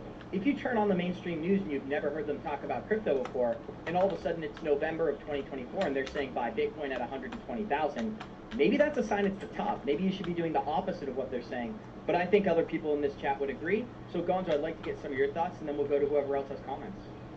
Yeah, for somebody that's coming in brand new, I would say the biggest thing is that I see is that people, they watch YouTube, they see crypto Twitter, and they see all these people making money, and they try to sprint before they've even learned how to crawl. So I would say invest in yourself first, right? There's always going to be an opportunity somewhere. You can find it. And even if you come in so late that the market's already topped off, you can short the market on the way down. There's always money to be made in an uptrend and a downtrend. So the biggest thing is you need to educate yourself. You need to if you're gonna mess with decentralized dexes and wallets, then you need to start using them. You need to like move crypto. You need to gain that experience. And then once you're comfortable doing that, then you can know how you're going to get in and out. A lot of people go to crypto and they don't know how to use a wallet or even an exchange, let alone how to get in or out. But they're buying crypto without even having some type of game plan. So I would just say, you know, this is one of the greatest opportunities ever, but the price of admission is your attention, right? And the people that don't put in the time or that think that they're just going to throw in throw in all this money and then you're going to quickly turn it around, you're probably going to get wrecked, right? We all have stories. We all have stories of how we got wrecked, and through those lessons we learned, right? And so hopefully you can learn from the people that are more experienced. The other thing is surround yourself with a good community that's been here before so that they can kind of talk you through the emotions and what happens in a cycle. Because it can get really, really crazy. Like we haven't even seen it yet. We've seen a small taste of it, but when things go parabolic, it gets really nuts. Totally agree, and I would love to go to JB as well. JB, if you could provide some insight, let's say somebody's going through their first cycle, what could they apply to themselves that may give them advantage over other people, I guess? Yes, I just had a great conversation with somebody because people ask a lot about insurance. I talk about insurance nonstop because it's very special to me. I've been using it since 2020. We got licensed. We're going through this process. But rule number one, as Warren Buffett says, don't lose money. Rule number two, follow rule number one. And so what we saw from 2020 to 2022 is in that bull market, there was people made more money than they make in their whole retirement as an executive, which is wild. And I saw these things happen. And I'm like, this is pretty wild. As Mario said, I was pretty strict on my exit strategy, but I should have exited a lot more money. And then I started really thinking about this. I had a really powerful conversation with someone like, why would you insure? Why would you do this? And I said, well, listen, think about this. I put $10 into a very speculative asset called cryptocurrency. Say I make 20 bucks. I take 10 bucks off the table, I hold 10 bucks for legacy. I take house money, I gamble, I take house money, I pull that house money from high risk and I put it down into tier 1 capital. So now I have house money in tier 1 capital. I can secure the principal, I can borrow against it tax-free, and I'm compounding the house money, right? And then you repeat that process. So everybody in this chat should be richest man in Babylon and learn how to multiply that money. And so that's how you truly build generational wealth, as Jeremy says, wealth preservation. Because the key is to make the money, but then you need to preserve that money. Then when you preserve that money, you want to grow the money. Then when you grow the money, you repeat the cycle again. And the last thing I'll leave people with, so I don't want to take up the whole floor, is wants and needs, right? There's a lot of things that I want right now. Do I want a Lamborghini right now? Absolutely. Can I afford it? Yes. But it doesn't make sense because I can't pay for it with an asset. And until I can pay for that with an asset, it will not happen. But number one is my family must be secure. So this is a new rule I'm going to bring back. My net for all my bills, child support, alimony must be paid for by assets until I start buying things that I want. So I will not start buying things that I want until all my net is paid for. So if everything collapses, I'll have enough real estate and cash generating assets that my family will be taken care of no matter if everything collapses. So that's the key. So when you make this large amount of money, even if it starts really small, work to multiply it. And then once you multiply it, buy more assets. Once you buy more assets, make sure your net is taken care of. Then it changes your whole frequency around money. Then you feel safety, you feel security, and then you go buy the cool things you want. By the time you go to buy the thing you want, you probably won't want it anymore because you don't need the dopamine. Because what we're all seeking is freedom, safety, and security. And once you feel that, you have everything you need, then you're the richest man and woman in the world. So. That's amazing. And Jeremy, I'd love to give you a chance to comment on this one as well. We'll just go around, and if Matt, if you would love to comment, the floor is yours as well. But Jeremy, feel free. Absolutely. I just wanted to add on something that Gonzo said, and then after listening to TJV, I'll just add on one more thing. But one of the things, the best thing that Gonzo said is the price of admission is your attention. I think is one of the best things that can be said because that's exactly what it is. And if you're not putting your attention to it, you're never going to get good at it. You're never going to know what's going on. You're never going to get the experience to go through the ups and downs of it. So that is so, so important.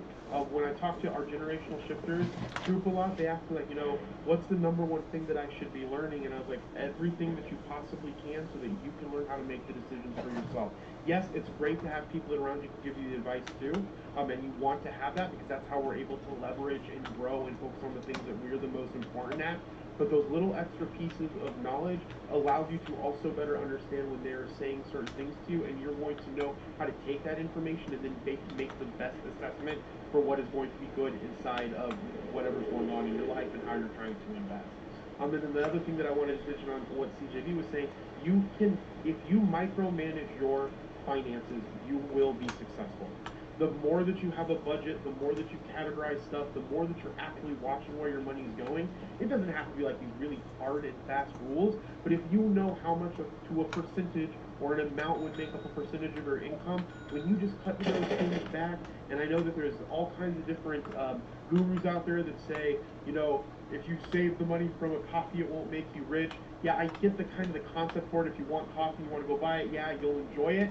But in reality, the more that you cut those things back, those little bits and pieces can go a long way depending on where you're putting them and what you're putting them into. So again, if you enjoy it, I'm 100% always saying do that, but just be mindful of where that's going, because you will be surprised when you start to micromanage where your spending's coming from, and with your income growing, you can use a lot of that to either go side business, to do what CJB did when he needed to the money was flipping the vacuums, finding couches to flip, all of that stuff.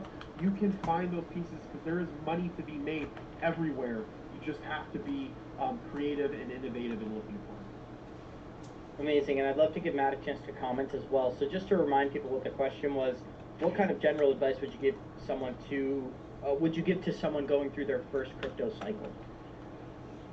Yeah, really great question. I mean, education, I think, is a really big thing. As you educate yourself and you tap into deeper frequencies, and you know, more things are kind of shown to you as time goes on, and you're able to make better decisions. I think CJV and Jeremy are pretty tough to follow. I mean, they pretty much said it all right there, man. I think I don't remember exactly who was the first person to ever say this, but attention is the most valuable form of currency that you have. Piggybacking off of what Coach JV and Jeremy both said. You prioritize your attention, and also, let's not forget about the things that you're not paying attention to, that are outside of your attention. You know, sometimes, like the bad habits or the things that don't bring you towards that success, right? Like if you're giving your attention to getting the Starbucks coffee every single day, that is going to add up rather than just buying the coffee yourself. It's kind of Jeremy was alluding to with his analogy. So it's like the more that we fixate on the things that make us disciplined, the more that we fixate our attention properly and funnel it in the right places, the better decisions that you can make. Because anybody can buy crypto, but it's the when, it's the who, what, when, where, why. It's all the details that are kind of behind it and surrounding it. So capitalizing on your own successes is crucial. So long as you can get your habits appropriated, you're morally and ethically sound and adjusted, and then you can put your attention into the right avenue. And one of the last thing I'll say is one of the most important things that you can keep your attention fixated on is your emotional state. You have to be in a really, really good emotional state. And if you ever want to be a business owner, an investor, anything like that, emotions are probably, energy in motion, as Robert Kiyosaki says. I brought that up in my speech at the Freedom Conference. I love that quote because it's so true. Your energy that you have becomes in motion, and the thing that sets it into motion is your attention, your actions. What are you doing to drive that? So just ensuring that you can balance yourself in every single form, you know, physically, mentally, emotionally, spiritually, whatever it is that you balancing those desires that JD was mentioning. What do you want before you want it, right? Those things are crucial. So I think attention is the biggest key. So I love that. So hope that helps them answers. That's really awesome, Matt. And I think maybe just one quick follow-up question. What are some things people could do to maybe monitor their emotional state? How do you keep track of something like that? Yeah, that's a really good question. And I mean, that's something that even, I mean, the whole reason I even have a job is for that purpose. It's helping other people find that, helping even myself find that. And I'm not perfect too. The things that work for me personally would be things like meditation, yoga, and prayer. As far as like, that's more on the spiritual side. Mentally, I like to journal specifically. That's how I end up writing my books for the most part. physically exercising is phenomenal. Really, it's taking a look at all of the faculties of what makes you a human being and trying to align them to the best possible way. For example, your physical body, if you start eating bad food, then that's going to contribute to your emotional state. That's going to contribute to what you can put your attention into, what mentally is going on through your head. If you're not giving yourself enough time to sleep, that can also be another thing. So it's like you have to find the categories of what makes you a human, what do you need in order to balance yourself and balance your life, and then come to balance with those things as best as you possibly can. Because again, it's never going to be perfect. It's always going to be one day after the next, and each day is going to have its own things that we work on. But the most important thing is yourself. So as long as you can be honest with yourself, have those real deep conversations with yourself about I think that's probably one of the best things that I can. Thank you so much, Matt. And we're going to close it out with this question/comment from David, and then we're going to roll right into the next speaker, which is Coach JB, who's going to close us out for today. I just want to say thank you to everybody who commented and participated in this, especially to David after typing this paragraph right here. So he said, my question is, can Abs please show some more enthusiasm for crypto? It's obvious he's phoning it in, and that's obvious that David is kidding, he says. This whole conference has been fantastic, and he appreciates all of us. I might even love some of you, but I appreciate all the people behind the scenes who are putting in the hard work that I don't get to see. I'm getting a vitamin 3 tea shot, which is highly recommended. My last question is, who wants to go for a revived plunge at 5 a.m. in the morning? So David, shout out to you, my friend, providing positive energy through the live chat. David, if you wake me up, I'll do it with you. That's awesome. So JD, I just felt like that would be a great way to close it out. Shout out to David, and thank you to everybody who participated. And with that being said, JD, the floor is yours.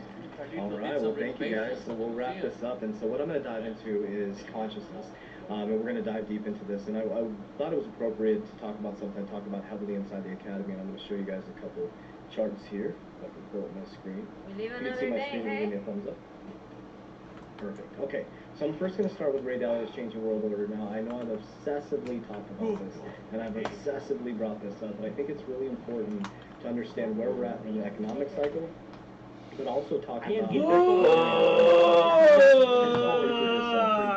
took you guys, kind of led you into this through my story of what you believe in your heart, you think in your mind, will eventually become your words and become your reality. People see it in your mind, eventually hold it right in your hands. Key, look at this chart. What you repeatedly do gets ingrained in your subconscious mind. What gets ingrained in your subconscious mind becomes an unconscious activity. So as we stare at this chart, we can actually break that down, right?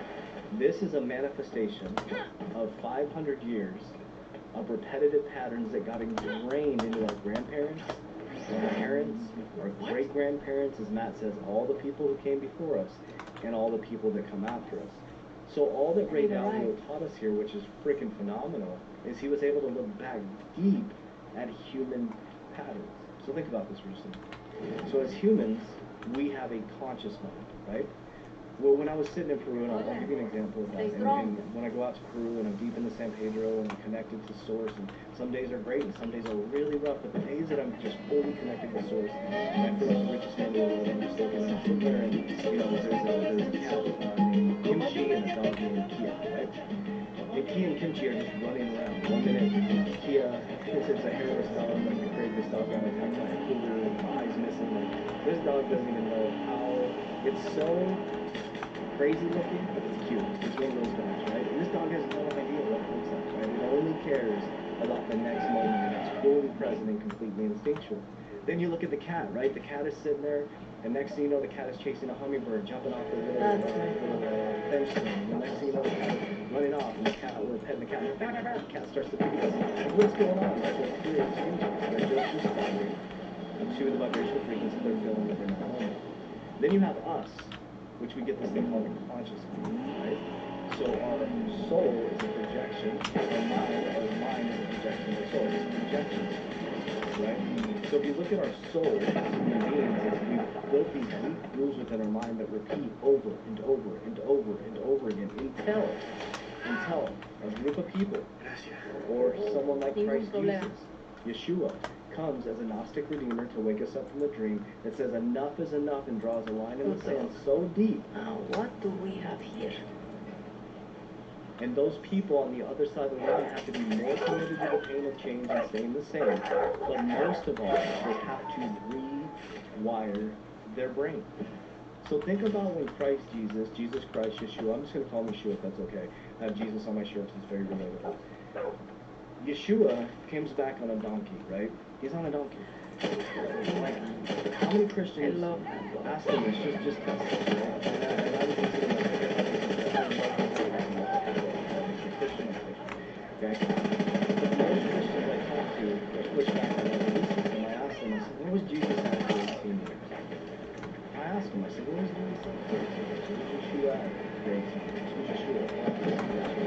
Jesus, right? Christ Jesus.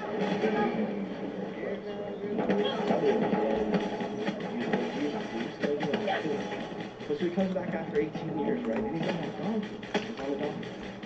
Okay, so he was, imagine Ray Dalio was back then. So Jesus, Yeshua, was looking back at history and saying, you're about to repeat this over and over and over again. So he comes back on a donkey, and the first thing he does, he walks into these synagogues of Genesis, I don't know if I'm saying it correctly. He goes over to the children. And he's wanting people to repent, but think about repentance. Repentance is the renewing of the mind. That's what it means. So he notices that people are so ingrained in their doctrinated thinking that he's like, I'm going to sit in the back of the church so I'm invited with my friends. So he's not invited with his friends. So what does he do? He walks out of the church. And he decides to go from village to village. And he speaks, and if people listen, he stays. If they don't listen, he continues to walk on. And as he's walking on, he's continuing to expand consciousness. He's going deeper. He's meditating. He's fasting. He's praying. And whatever he learned for 18 years, let me go back to the devout Christian thing. Wouldn't you, I love Jesus Christ. So he's my dear friend. I love him. I know him. Then wouldn't you want to know where he was at for 18 years? If you guys, Abs disappeared for 18 years. And he comes back on a donkey with a robe on and Birkenstocks with long hair, I'd be like, Abs, where the hell have you been, brother? You look fantastic. I would want to know everything that he has done. But for some reason, we don't ask that question. And the reason why we're about to go through this again, as Jesus said, a man with a pitcher is going to What do we have? And what I'm showing you right here is the question we need to ask. Why was Ray Dalio so accurately able to predict exactly what's happening within America? Because as humans, conscious mind, unfortunately, we don't use it to expand consciousness. We use it to repeat consciousness. So we're all waiting for the next savior to bring us back to the top. When Matt taught us, it's right here.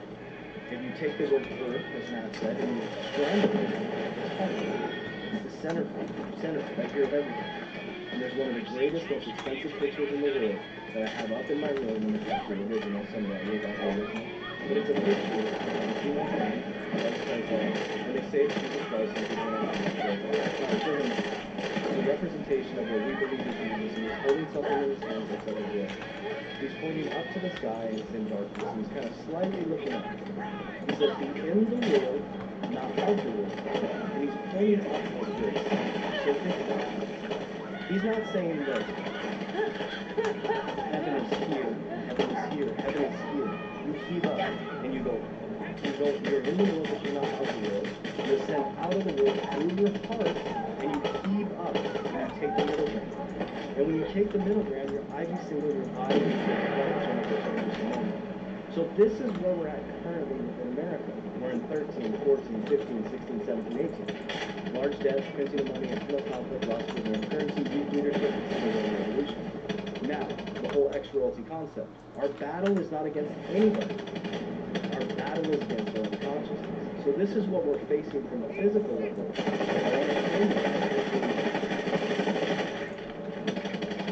Can you guys see?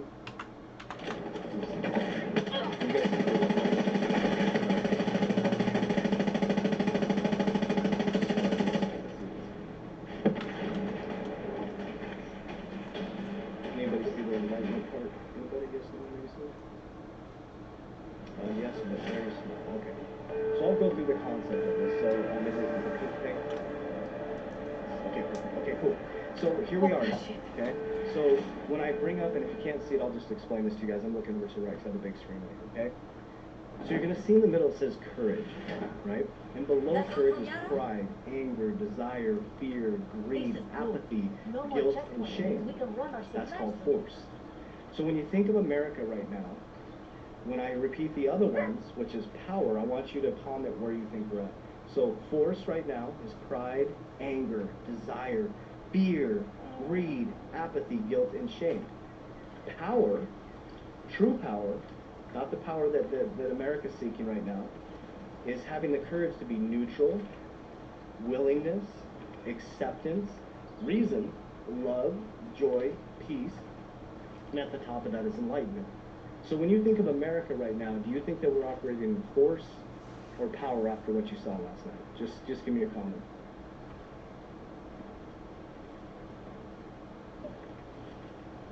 Let me get you guys to participate here. Force or power? Which one do you think we're in right now? There we go. Thank you, Clinton. Thank you, man. Okay, so we're in force. We're all in agreement. At least me and Clinton are in agreement. We're in force. There we go. Jackie's agreement.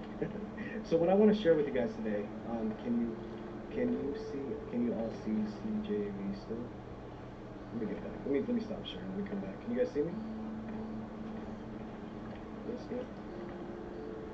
Cool, we're back. Let's just forget the screens. Let me just talk from my heart. It's easier. Okay, so we talked about Ray Dalio's changing the world order, right? So we're in this moment in time right now where the new currency is authenticity.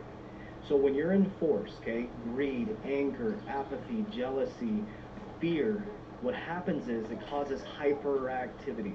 So from 2020 to 2024, this moment in time, we've been in hyperactivity. Left versus right, you know, the Trump camp, the Biden camp, and then all of a sudden last night, boom, everything collapsed. So Biden comes on and does this dog and pony show that like even his own camp turned against him, right? So now the hyperactivity is going to turn into inactivity, almost like, oh, what happened? And that's the key. People are in fear now. They're angry. They feel lost. They feel confused. And the greatest thing you can do right now is remove the whole battle from your mind. Okay? You want to become a warrior in a garden versus a gardener in a war. Let me repeat that. You want to become a warrior in a garden versus a gardener in a war. Right now we have a bunch of gardeners in the war that are operating in force. But you have the power to have the courage to move into what we call power. And it's not what people think it is. Let me reference back to the greatest person who ever walked this earth, who I believe is an ascended master, who I believe ascended up into the highest regions of God, which is Yeshua. Yeshua was teaching us. He went from village to village. He didn't, so if he was an influencer, he is the greatest influencer in the world, and I'm proud to speak of him this way.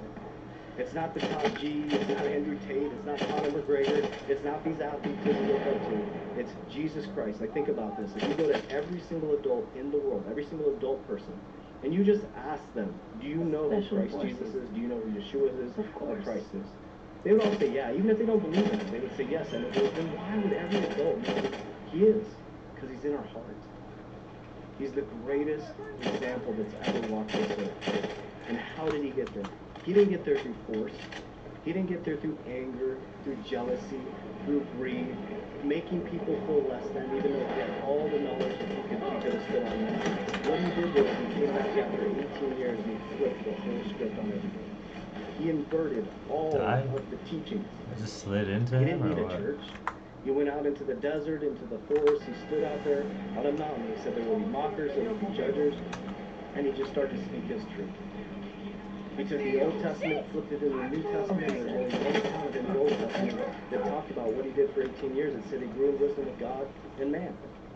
He came back to tell us that it is the greatest time in human history to find your true self, to stop battling this invisible enemy. And then they tried to mock him, just like these times. JB, who do we pay our taxes to? Who do we pay our crypto to? Who do we pay to Biden? Well, they do this to Jesus. They walk up and they say, Jesus, who do we pay our taxes to? And he grabs his phone, and he looks at him and he goes, who's on this phone? And they said, Caesar. He said, pay your taxes to Caesar. give him the 47%. Give to God what is his, and give to me what is mine. Think about that for a second. Think about where we're at in America and world right now. Jesus warned us of this time. He said he was coming back, but not in the physical. He is back in the consciousness of every single human being that is walking this earth today. This is my belief system. I'm not trying to get you to believe anything. But I do not believe for one moment there's a chosen group of people that is more special than others.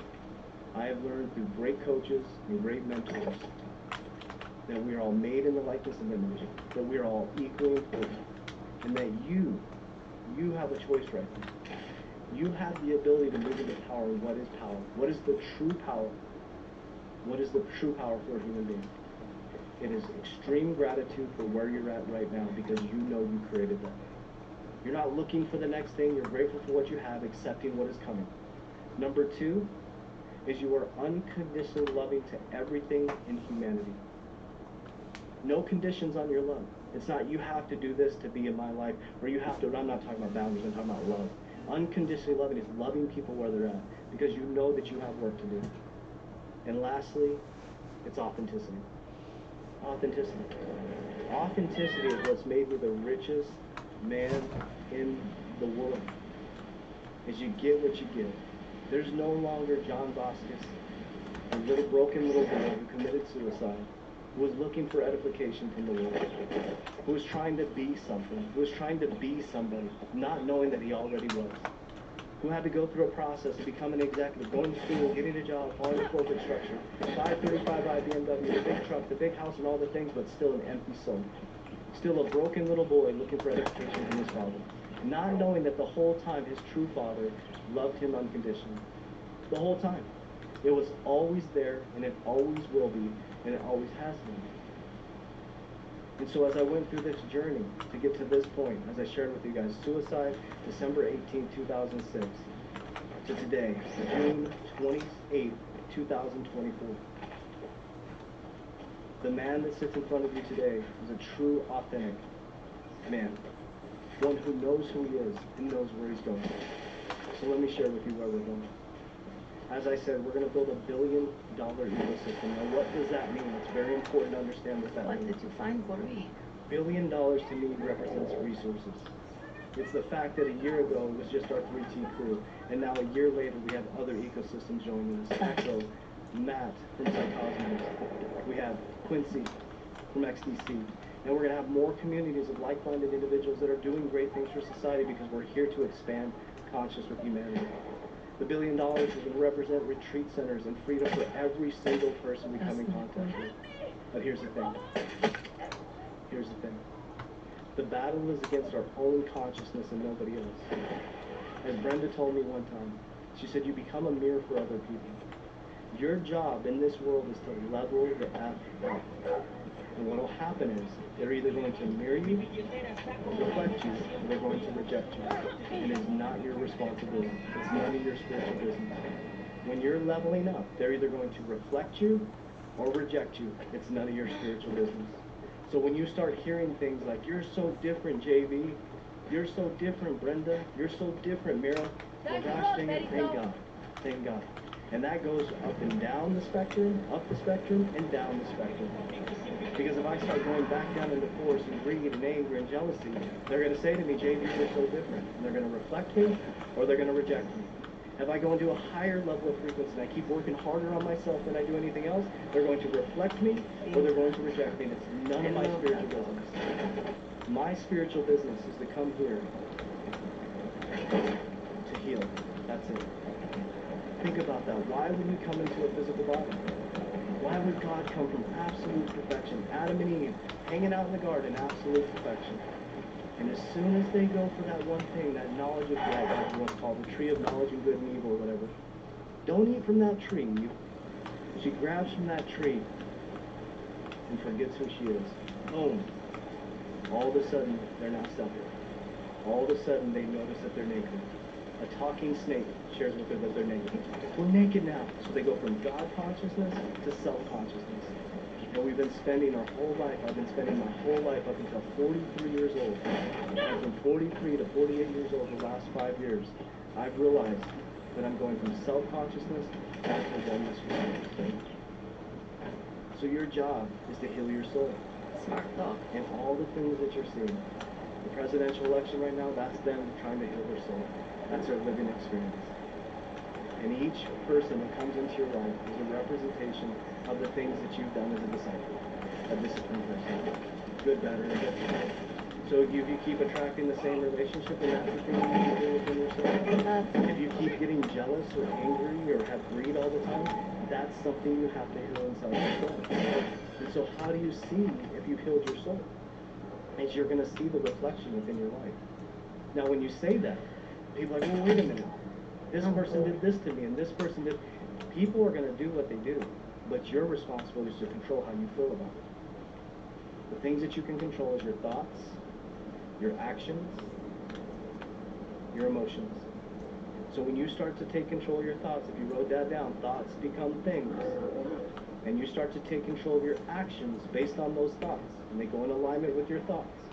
And you start to control your emotions, knowing that all things being presented to you are for you and not against you. You can become an ascended master. Not above anybody, but oneness with everybody. And when you realize that God always has been, always will be, there is no beginning and there is no end, and the thing that you're seeking is already for you and already with you, you will become the richest man or woman in the world. So the key, as we walk away from this, the crypto market's going to fail. It is, I promise you. But what you have to understand is you need to attach that feeling now. It's already done. It's already finished. And when you can start to stop looking externally, and you can look internally to the microcosm, to your heart, which is the earth, and you can start to plant the seeds here and water the ground here, and connect to the feeling and vibration as if it already exists as many times as you can, knowing that you're a human being having a physical experience, you're aiming for perfection, knowing it's not possible. But the more you can pull yourself into your heart, and the more that you can focus on the feeling and vibration, just like a child uses their imagination. My son was with me for a week and a half, his mom was out of town. His imagination is so beautiful. Him and his little friend were here yesterday. They created a bowling alley, and then they were playing swords, and they were mad at each other, and then they were best friends again. That is the essence of God consciousness. To get in the kingdom of heaven is to be like this lowly child. And a great leader told me that you end up looking like the fool. And when they start to call you a fool, and when they start to judge you, and you know that your intentions are pure and your actions are good, you should smile when they start to call you the fool. Think about this for just a moment. Think about this for just a moment. What you believe in your heart, you think in your mind, will eventually become your words. I'll say it one more time. What you believe in your heart, you think in your mind, will eventually become your words. What you repeatedly do will get ingrained in the subconscious mind. What gets ingrained in your subconscious mind becomes an unconscious activity. So as we move forward in this time, you have to draw a line in the sand. You have to be more committed to the pain of change and staying the same than you're going to have to realize you are. Because what our grandparents and our parents have isn't going to work anymore. Unless you want the life they have, and you want the finances they have, and the relationships they have, then repeat it. But if you want something different for your life, it's going to be difficult. The path to the light is difficult, so the weak and weary will not follow. But there is no chosen group, it's you. Every single person has the ability to walk, to talk, to think, and to act. So, I'm excited to see all of you guys a year from now here in Next Realty, and I'm proud that you're part of our ecosystem. So what I'd ask you to do is I'd ask you to write down your goals after this. And after you write down your goals, I'm going to ask you to embody those goals. I'm going to ask you to connect to the feeling and vibration for a long enough period of time to make it your reality. And as I talked about and gave Miro as one of the greatest examples of discipline and consistency. Become a disciple of the things you want to see within. And once you start to see that, then you pass it on to the next generation. That is our responsibility. So I'm excited to expand consciousness for you guys. I'm excited for the greatest bull run in history. I'm excited to preserve wealth with you guys. And I'm excited to see that you're about to shift your family's timeline forever. As we always say, warriors, let's get you shifted up. Let's go. Love you guys. Appreciate you so much.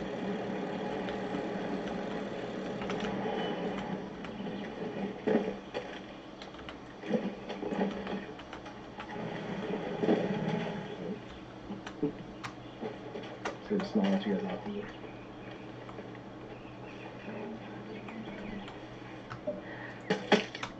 There we go. All right, I made it up here, Coach JV. You know it's a good sign, man. I've noticed that either I'm getting a little chunky, but my cheeks, man, my cheeks are getting bigger and bigger, and I think it's from smiling so much, so I think that's a good thing. I'm going to use that as my excuse then also for my cheeks being wider. No, I think that this was amazing. I love everything that you had to say, and I love you very much. And I'm super appreciative to be a part of everything that we've built over these years and what we're trying to accomplish with X Royalty. And I can't express my gratitude enough to the community and everybody that's been a part of this. Not only from the fact if you were here in X Royalty from day one, some of the changes that happened with X Royalty, just like Hillbilly was saying, seeing the metaverse, and then us kind of changing how we were pushing stuff out. But our number one priority is always going to be about how we can grow and build this community, because that was the thing that was the most important. Has always been the most important when it was just me and CJV in the gym, and then when Kevin was a part of us being in the gym, and then manifesting the conference center, and then manifesting X Royalty. I mean, to be honest, we've become manifesting machines over these last couple of years, and I will say that there's nothing that this team cannot do, and I would not have it any other way. And I appreciate and love all of you, and I appreciate and love you, CJV and Jackie, and the rest of the team. Thank you. Thank you. Yeah, I'll do it, and I'll kick it over to Jack in just a moment. I want to say thank you to everybody. I want to thank you to everybody in, it's just, Come, get me out of here. I hope that you can see that in this content that how real manifestation is. Now, it's not this thing that they saw on the internet that, like, you're just going to think of something and it's going to be this straight arrow up. It just doesn't work that way, man. That's not how God works. That's not how Buddha works. Not how anything works. It's through suffering that we find greatness. And it's choosing your suffering, right? That's the key to it. It's choosing the suffering that you decide to do, whether it's meditation, fasting, building a business, whatever it is. But all great things have to go through suffering, because you have to have darkness to transmute into light. You cannot have light. You cannot have this big crypto portfolio without going through the negativity, without going through the challenges, the challenges, the disruptions, because what you're doing is like Matt brought this up. What you're doing is you're pulling back the layers and you remember everything. That's difficult, right? And all the things that were presented to you, like the things that happened to me as a child, and the suicide and all those things, and I proudly talk about those because there was an onion peel that I pulled back the layers to re-remember who I was. I've always been great. I've always been powerful. I've always been able to do great things. It was just the experiences I had that my soul had to go through to fight enough to re-remember who I am. And so that's what I see in this community is we just don't give up, man. And if people saw behind the scenes on how much, and I want to express this to you guys because, you know, often social can be a highlight reel, but man, we go through it. I mean, business-wise, I mean, one year, 2022, we almost lost the business. We were so close to losing this business. I mean, we've been talking more openly about it. There was a different partnership switch up and stuff like that. We were so close to losing this business. What did you find? We never gave up. Jeremy and I kept our chest proud, chin up, and we did everything we could to keep this thing going. I mean, it was like a hairline fracture away from losing this business, but we didn't stop. And the key was we kept expanding with people who believed in the mission. And now I'm starting to realize that anything is possible. But what happens is when you think of that thing, that's the exciting part. When you start to build the thing, X Royalty, think about how many changes you've already done. You know, there are the metaverse and things like that. But you just keep going. You don't give up. We just keep moving forward. And Jackie keeps verbalizing X Royalty will be the biggest project on XRPL in history, and it will be. It's finished. It's done.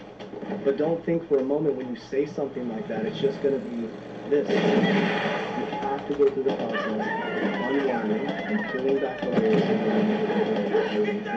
So the quicker you can get to that feeling of it already finished, the quicker you get there. But it doesn't discount the human experience of the soul going through darkness to get to light. So I just want to say that. So I want to say thank you to Jeremy for going through that with me. I mean, Jeremy went through some freaking scary times, man, financially, spiritually, mentally. And you know, it's so interesting because every time I go on the things and dude, just be honest with you guys. I mean, I've made a couple bad business decisions that, you know, I've owned up to over the last 24 months, and I go to Jeremy, he's like, great, we're learning, man. We're figuring this out, and some of those greatest mistakes are going to be one of the greatest companies that we've ever built in human history. And I noticed that, I was just talking to somebody about this yesterday. It was like, I'll be transparent with you guys. Let me share the story really quickly, so I want to get you guys focused on all you guys are focused on as well. So I started a company called Refined Integrity, and got some people into the business with me, and all in ownership. And I'll be honest with you, in 2022 we got rocked. There were some situations that happened that would have rocked any business, and there was a lot of output that they were kind of needed to go out. Crypto market collapsed at the exact same time. Pretty much anything that could have happened, right? And I have a very luscious beard. And I was like, wow, shoot, I love beard oil. Absolutely love beard oil. I love beard oil. So I started a company. We were fine. We were doing fine. Okay, I wanted to make some extra income outside, and I wanted to build all these businesses, so I started a company called Refined Integrity.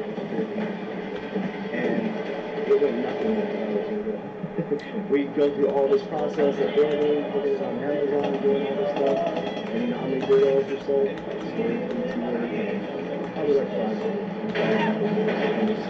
Jack, so thank you for your support. But you know what is the most amazing brand that I think personally that we're ever going to create in human history. What Refined Integrity and that beard oil did is allowed me to open up myself to my spiritual side. Because the 3T Fitness part of it, the 3T Warrior Academy is macro and microeconomics. It's not the appropriate place to be expressing that spiritual side. But it gave me this spiritual outlet, and because of the beard oil, it is the greatest beard oil in the interest of the world.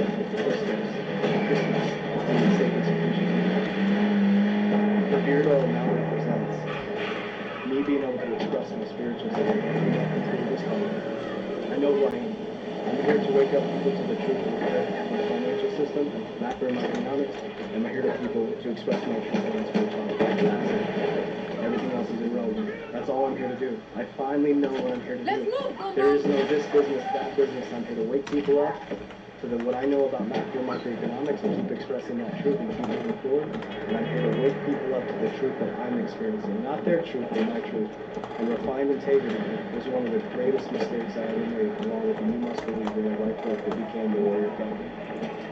So what I want to express to you guys is you may think you're making a mistake, but it's actually part of the process. You just have to keep going. You just have to keep going. If you haven't checked out Refined Integrity, Justin, May, Jeremy, Josh, big shout out. It is one of the it's a very special project to me. It's interesting. It seems to be an MO of my life. That some of my biggest failures become some of my biggest successes. And so I just hope that anybody watching this or listening to this, it's not a failure, guys. Failure doesn't exist. It's a 100% chance you're going to fail. But all failures are is a stepping stone to that next level. So I want to share that personal story because we all go through it. And I think through that process, the things that I've learned is number one, keep your circle tight. Keep it very, very tight. Number two is never ever go outside of your principles. Whether it's money, whether it's fame, attention, never go outside of your principles. And number three, always surround yourself with people that want you to speak your truth, and you're going to be A-okay for the rest of your life. So Jackie, floor's yours. Thank you. Super grateful, guys, just for everyone that attended today, and very, very grateful for this team. And this community. So I also want to say thank you to the entire team, and to also, as well as the other communities that joined us, Echo. Thank you guys so much. I just want to echo what Coach Davey was saying. This is such a great time, and what a great opportunity as well to just dive into who you are. Just watching, just from my own personal experience, my story, my journey of coming into the 3T Warrior Academy, just seeing JB change over the time, seeing this entire company change over the time, seeing all of these companies kind of pop up as well. It just, I feel so blessed to be able to experience that time and time again, where I realize that there's a lot of people in this world who hit maybe an older age, measured by the world that they don't get to see manifestations like that. And so just to experience that with such a divine, feminine, masculine team. It's just absolutely amazing. So I'm super grateful to you guys. I absolutely love our community, and yeah, that's the aim and the goal with this project, is to just continue to touch people's lives and to spread this message that everyone is divine. They all have a unique blueprint, talent, and gift that they can share with the world. And so that's what this is all about. It's not about any one person. It's not about this team. It's not about this community at all. It's about everyone, and even beyond that, it's about each person. So super excited just to continue to build and create with you guys. And love you guys so much. Come on, Boom Boom! That's it. Is that the wrap up? Some more intel for you. All the electricity in this area comes from the electrical station nearby. So, of course, the military took it over. As long as they are there, it's bad news for all of us. All of you guys, we're so grateful, so grateful. So I think that's the wrap up, right? One last thing, guys. We do have an NFT giveaway coming up too. So if you have like any family members or anything like that, I know just keep on the lookout for that. There are NFT giveaways, not a ton of engagement. So right now is a good time to get in on stuff like that. So.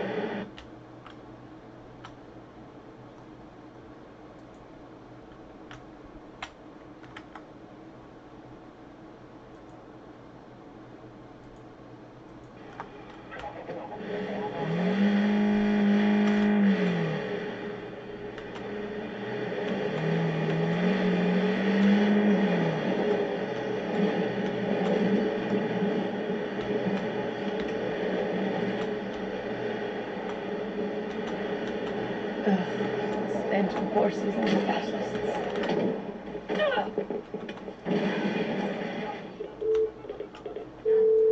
Hello? Danny, Yeah, Sergio? never use my name on the phone. Pinga. I'm pinned down in the stairwell with a hostage, and the ranch is crawling with soldados. I need you to get us out of here. Hold tight, I'm coming.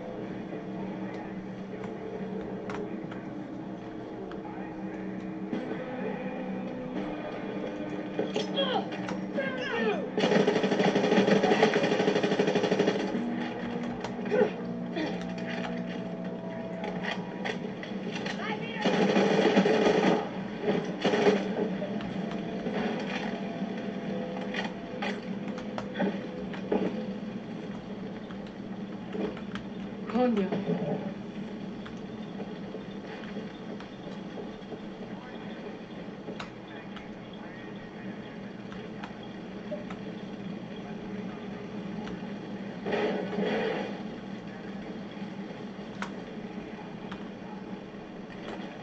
How about that, bud? Buddy? Remember that movie, buddy? Ha ha. Remember when you played basketball? Ha ha. What a crazy, crazy time.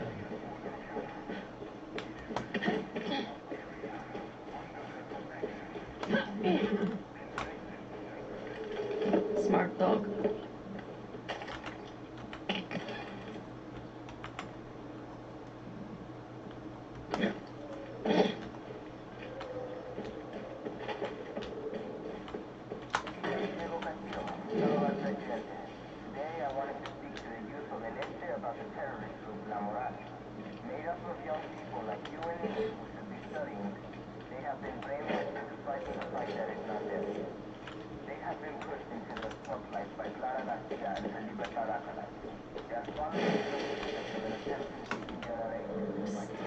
Sergio, it's Danny.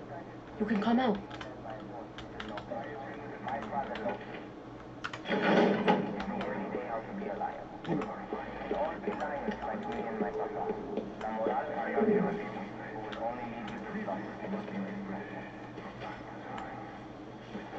Where'd the other guy go? Who's our guest? Diaz. He's going to do exactly what I say when I say it. And if he makes one wrong move or calls for help, I'm going to blow his fucking head off. What is so special about this guy? Oh man, I need a horse. I want a horse. Diaz, to the river.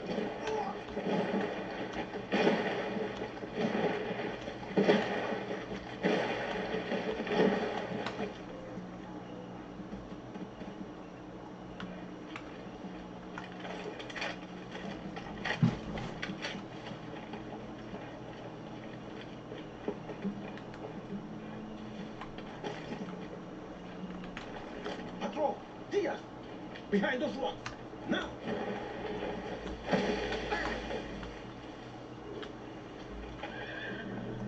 Binga. I love that dog.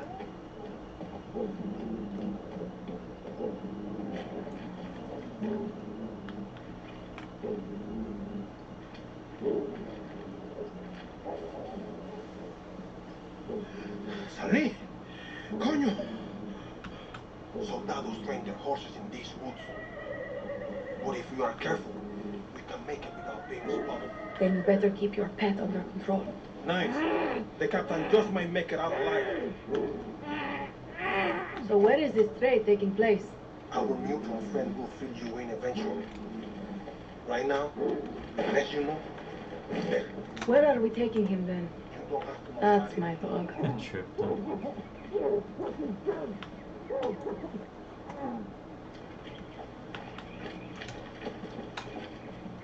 Ah, I took out 25% of his health.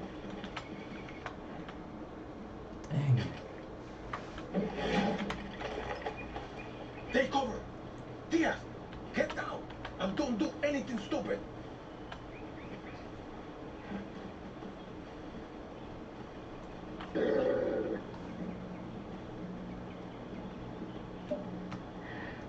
Adios.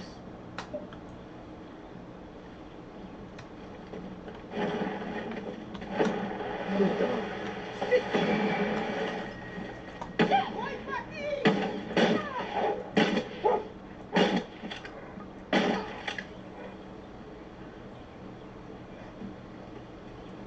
Ooh, nice effect. Our mutual friend speaks very highly of you. Calls you a chameleon. Navy. Next, I'm shoveling horse shit for the fucking cavalry. I could never go undercover. I'm a terrible actor. Pretending to be one of these Singaos is easy. Not killing them, now, that is tough.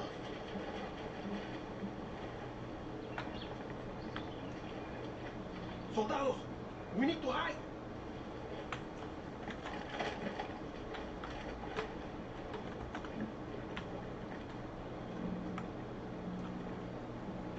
How do you know the military didn't already execute the prisoner? You think I'm the only chameleon? We are everywhere, my friend. They Buenas noches.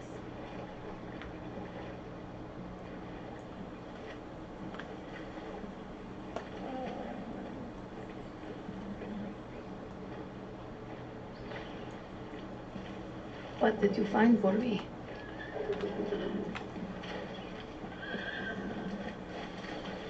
Aren't we making a lot of noise by walking in the river? The water will hide our tracks if they get lost. This way they can't follow us.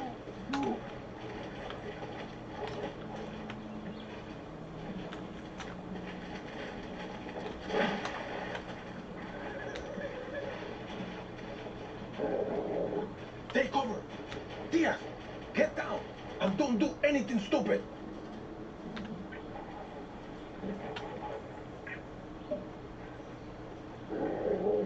Smart dog.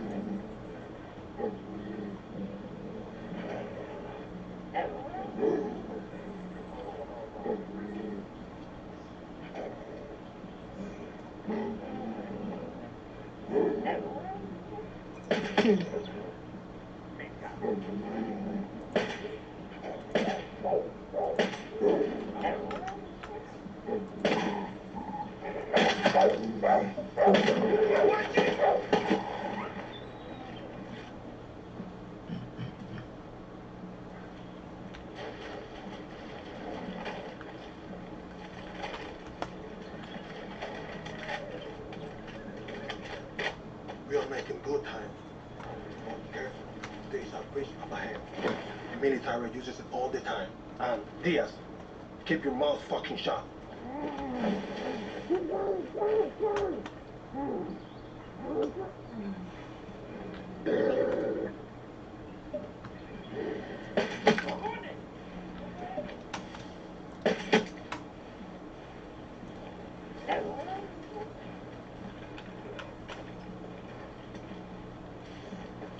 So, why you? Why me what? Our mutual friend doesn't let just anyone into our little family.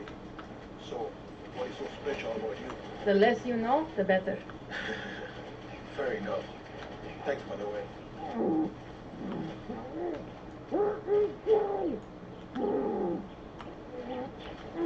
You can thank me when this is over. I will. Oh, Captain Diaz. Shut the fuck up.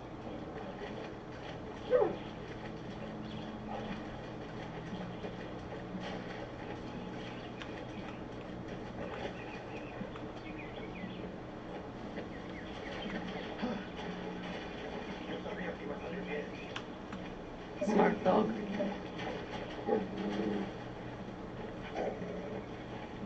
About time. Pinga, don't give me that. You had sailor work too. Now what? Stay safe out there, Commander.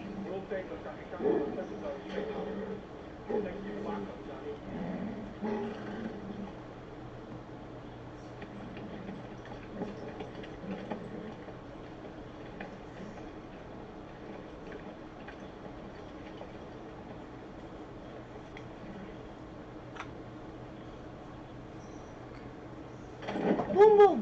Over here!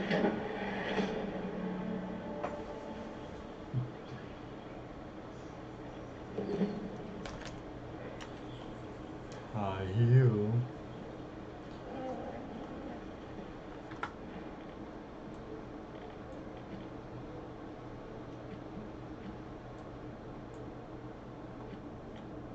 Now to get back over there. Dude, that was a long old freaking trip.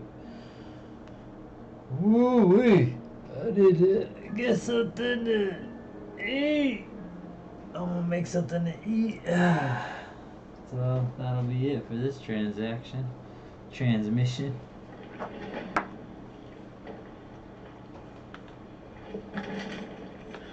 Hola, honey. Well done. I am applauding you. You heard? Sergio called and said you were a fierce and ferocious fighter. He said other F words, but that was because I told him to lay low for a while. But now we've got Senor Capitan safe and sound. What are you going to do with him? Sergio mentioned something about a trade. I don't want to spoil the surprise over the phone. Come by and see me. I'll tell you all about my hot plans in person. Gracias, honey. Okay. Gracias, honey. Come on, bro. I'm trying to talk to you. Why are you freaking doing this?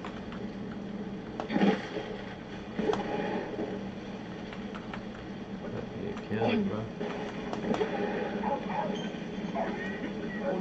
Fire! What are you doing over there?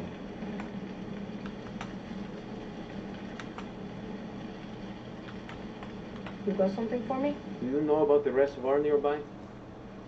The soldados are planning to rename it for Castillo.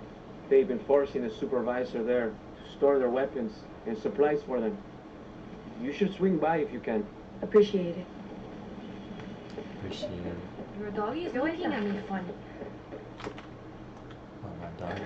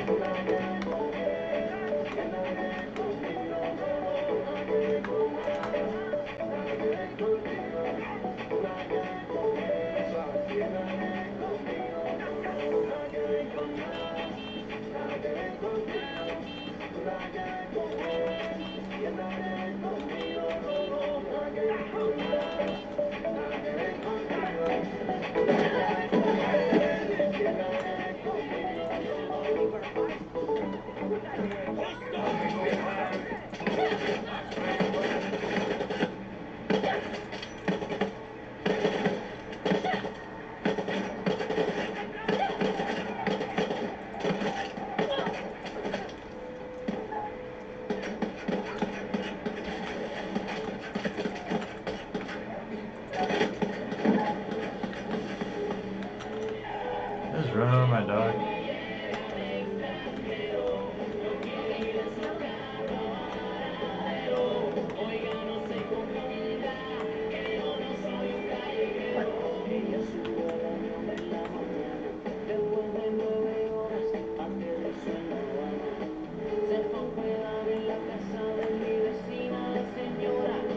Venía buscando golosinas y que salía de mi casa y ya bajaba la escalera. What the shit is that?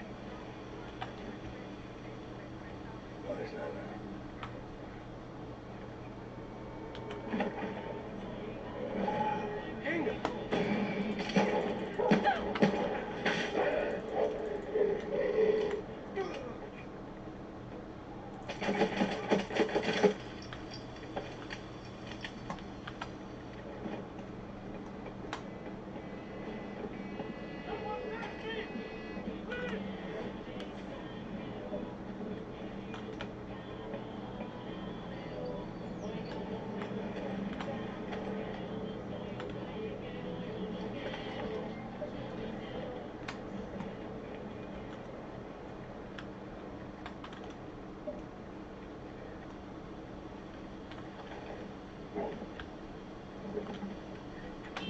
Y usted se va a su casa sin probar mi sabrosura, porque compra mi lo.